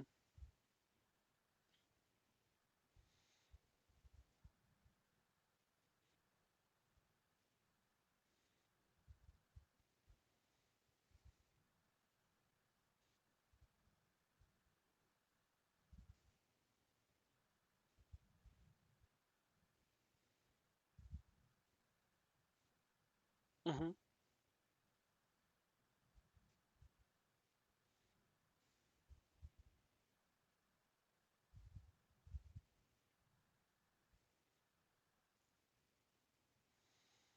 Not to mention the fact that it doesn't matter if he's good or bad, doesn't matter if he, is top of the card or opening the show or whatever, the fans will still sing Judas while he walks to the ring, even if they cut it off in the middle of the song or even if they play a different theme. They'll sing Judas before they let him actually wrestle.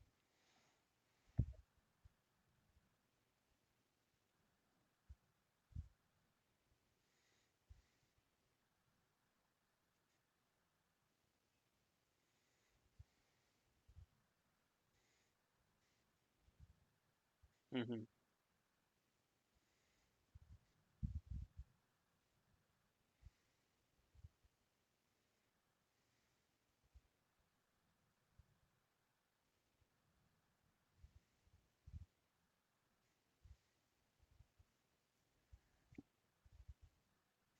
Claudio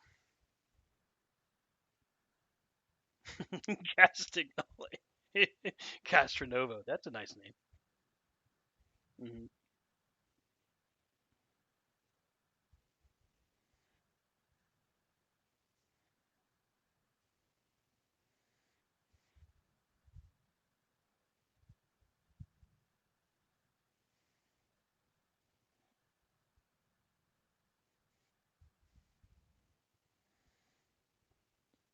Brian Jericho has had a huge career. I mean, if this is the way he ends it out, putting Ring of Honor on TV, because now that's the other rumor is that they're about to come into a weekly show. And we talked about it last week and the week before about how Jericho's the guy to carry that title in and to put it on somebody that'll help catapult them up. What do you think about his role?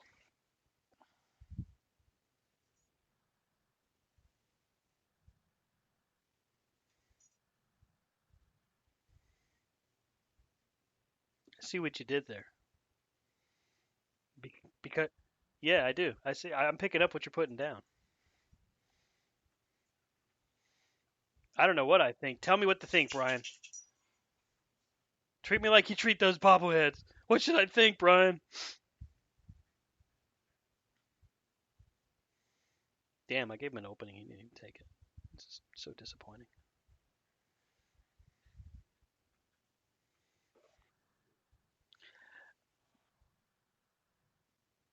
Wait, you want me to what? I can't. I can't make it happen. It's not working. The medicine's not working. Damn it. Jericho's a Jericho's incredibly creative. There is no question that he has reinvented himself more times than a lot of people, and he's responsible for a lot of resurgences, including AEW's opportunity to grow when they did in 19. I don't know that it's a bad idea to have a guy like him. I don't think it's a bad idea to have a guy like him in that role. What I think is that he is different than say the Bucks and Omega because he's done it. He's earned the right to be in that position. Plus, he's not selfish. How many people has Jericho beaten versus lost to in the past 3 years? Jericho's put over just as many, if not more, than he actually beat. So I think he's made for that role. I think if there's a guy you want to trust in the backstage area, it's him.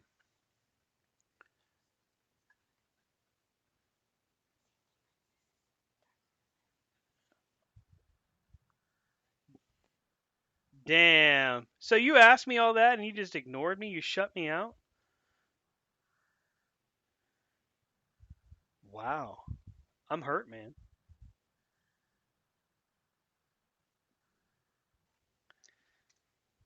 You're saying I was going on and on and on. Is that what you said? On and on? Just droning on and on? Damn. That's just mean. That's not just mean, but that's mean spirited. I'm hurt. I'm hurting, man.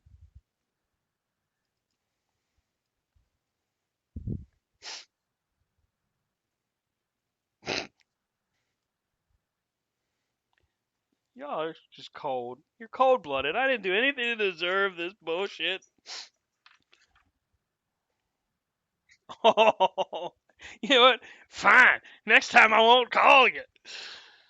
It'll be the Stan Grub show with one listener, and that'll be me making sure it's airing. That's right. Just be like, you need to put Brian and Rob back on. I can't listen to you. All you ever do is just sit there and talk about, well, the rating for this match was.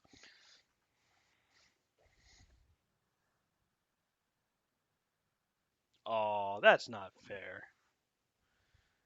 I mean, I could rant about other things. I could go and give a glowing review of how Marvel Snap is an absolutely amazingly fun game. What level are you on now, Brian? What level are you on? Close to 200? You haven't made 200 yet? Those are rookie numbers.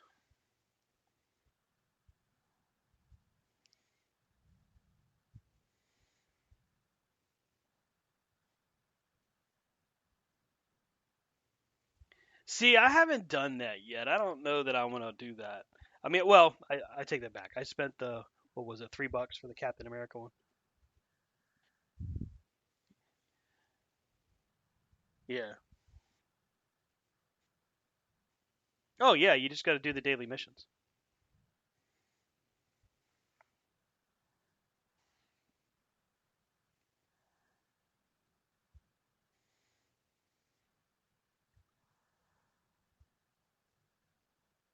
Yeah, tomorrow's the start of week. Is it week 4 or 3?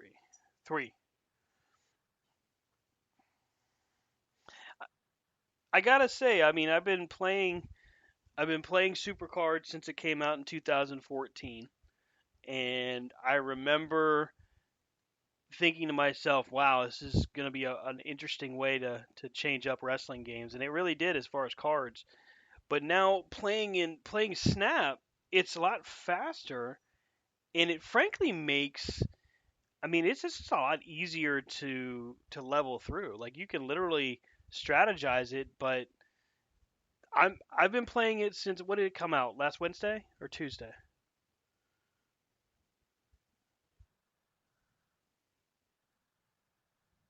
So I'm still I'm still running into new cards that I haven't seen, and I think the card count that I have right now, the level I'm on like 229, but I was looking at what the card count was.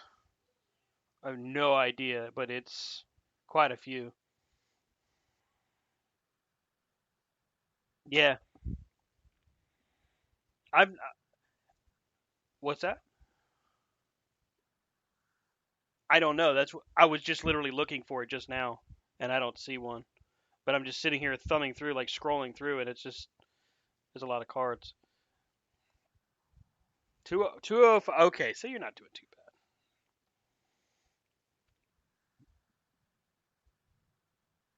Yeah, that's where I'm at. Well, I'll win like two or three, with eight, and then I'll go on a losing streak.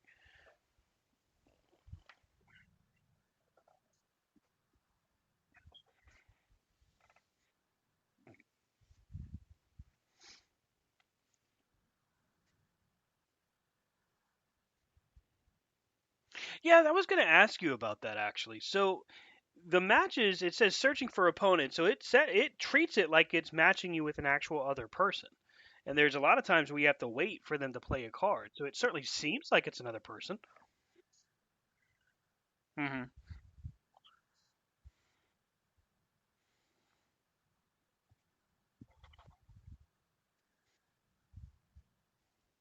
No, no, I know that there's some modes in Supercard that it's computer, and then some of it's actual people.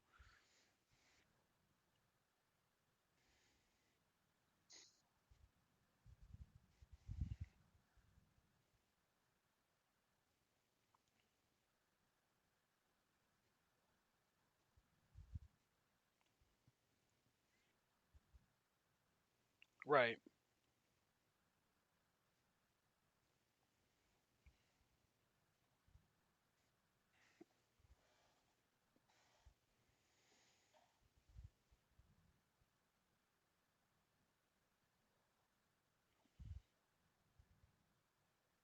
Hmm.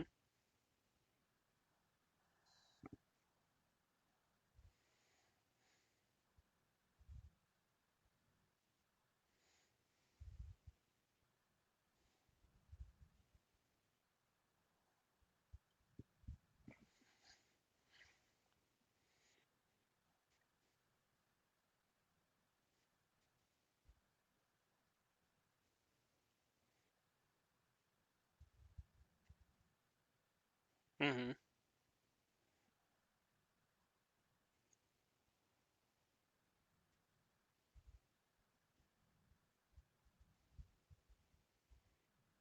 Right.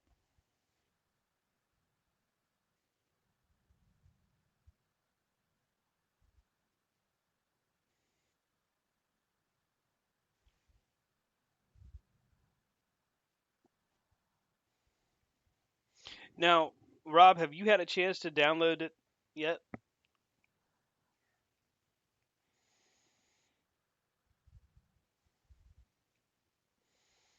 It is personally, I enjoy a game where you can strategize like this, but I think you'd really enjoy it. The question that I'm running into now is just going to be how far it goes, because a lot of these kind of games they don't last very long.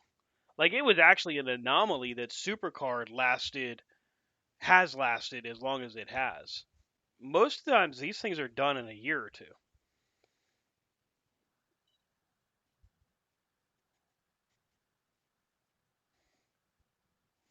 Hmm.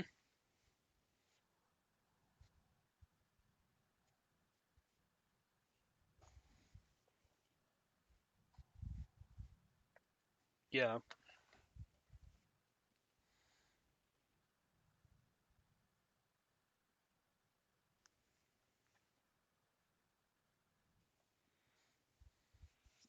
Is that is that what kind of put you out of playing Supercard as much, Brian? Was the fact that you were kind of at a stopgap there?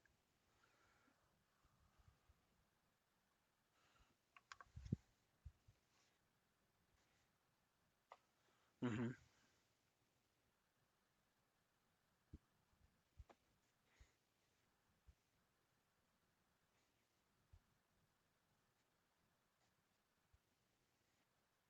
Right.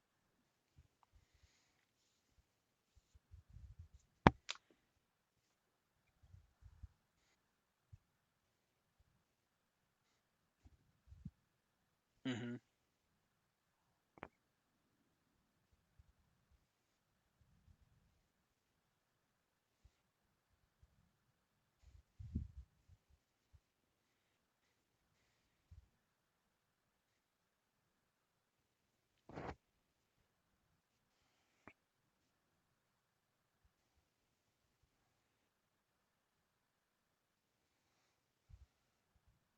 Yeah. Well, and it gets frustrating, especially when you're playing and doing all the things that you would think would be the best way to get you up the ladder, and then you're only going but so far until you just run into these dumb brick walls that don't make sense.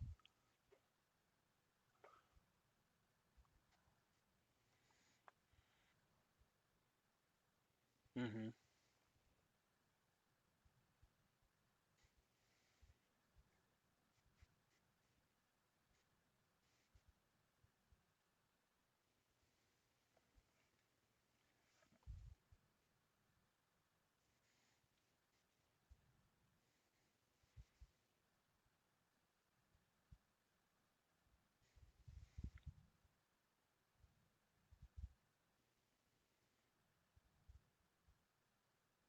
Hmm. So you're officially done with Supercard.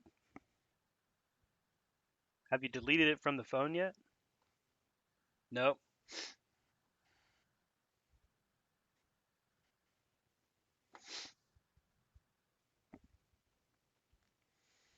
I knew that something was different when I changed my phone up and I couldn't get into my old account at first. So I had to start kind of not start over, but I started from pretty far down the way.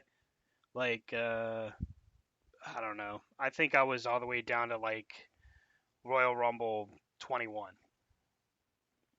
So I was able to level up from there to Ronin within Rob. How long was it? A week? 2 weeks? So once I noticed that, I definitely noticed a shift. Cause like you can never get that far up that fast before Ronin came out.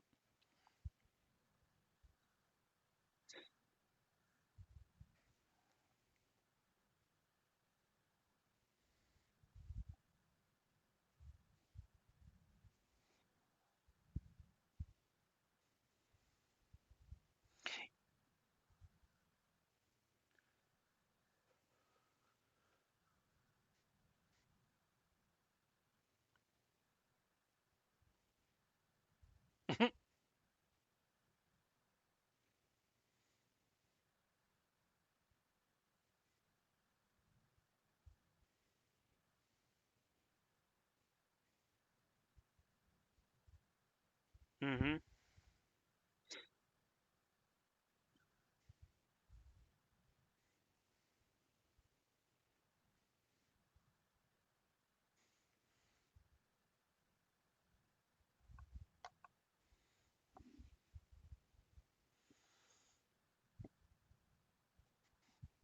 Damn.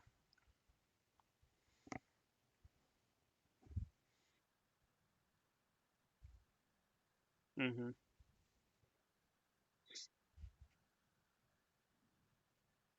Mhm.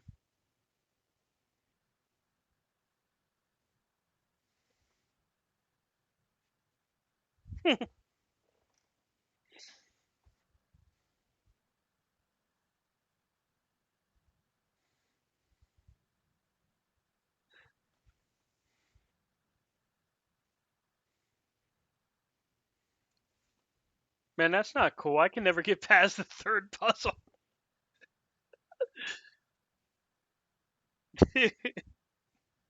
Damn, that's just not right.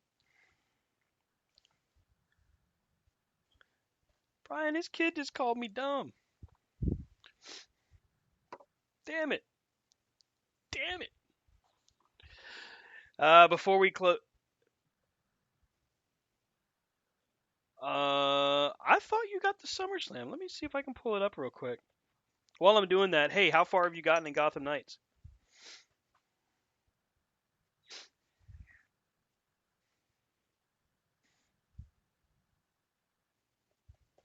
Oh, okay. Yeah, I think I remember you telling me about that one. Greenlight Valley? Dreamlight.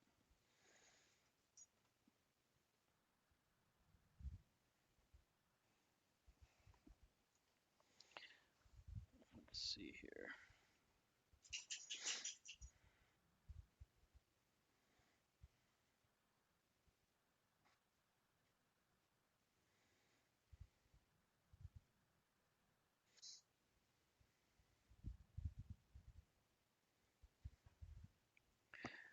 Rob, Rob, you have two that are SummerSlam BCE? That's cool. Oh, wow. Okay. Yeah, so you got some room to run.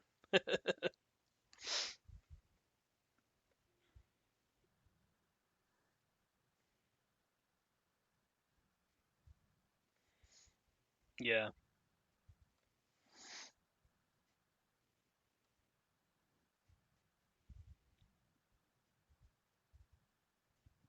hmm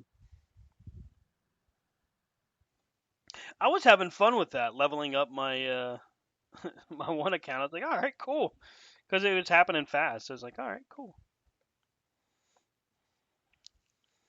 Go figure. You have fun when you actually excel.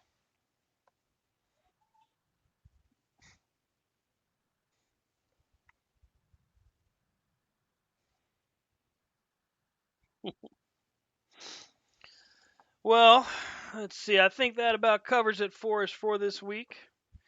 Catch up with us here on the Twitter bot at C2C Radio Show. Catch up with Rob at Rob Hefner C2C and Brian's at Vlad Dragul C2C VLADDRAGOOL C2C. And catch up with me at Stan Grub everywhere. C2C Radio Show for the website, c2cradioshow.com, that is. Thanks again for listening. We'll see you next week. Have a great week, everybody.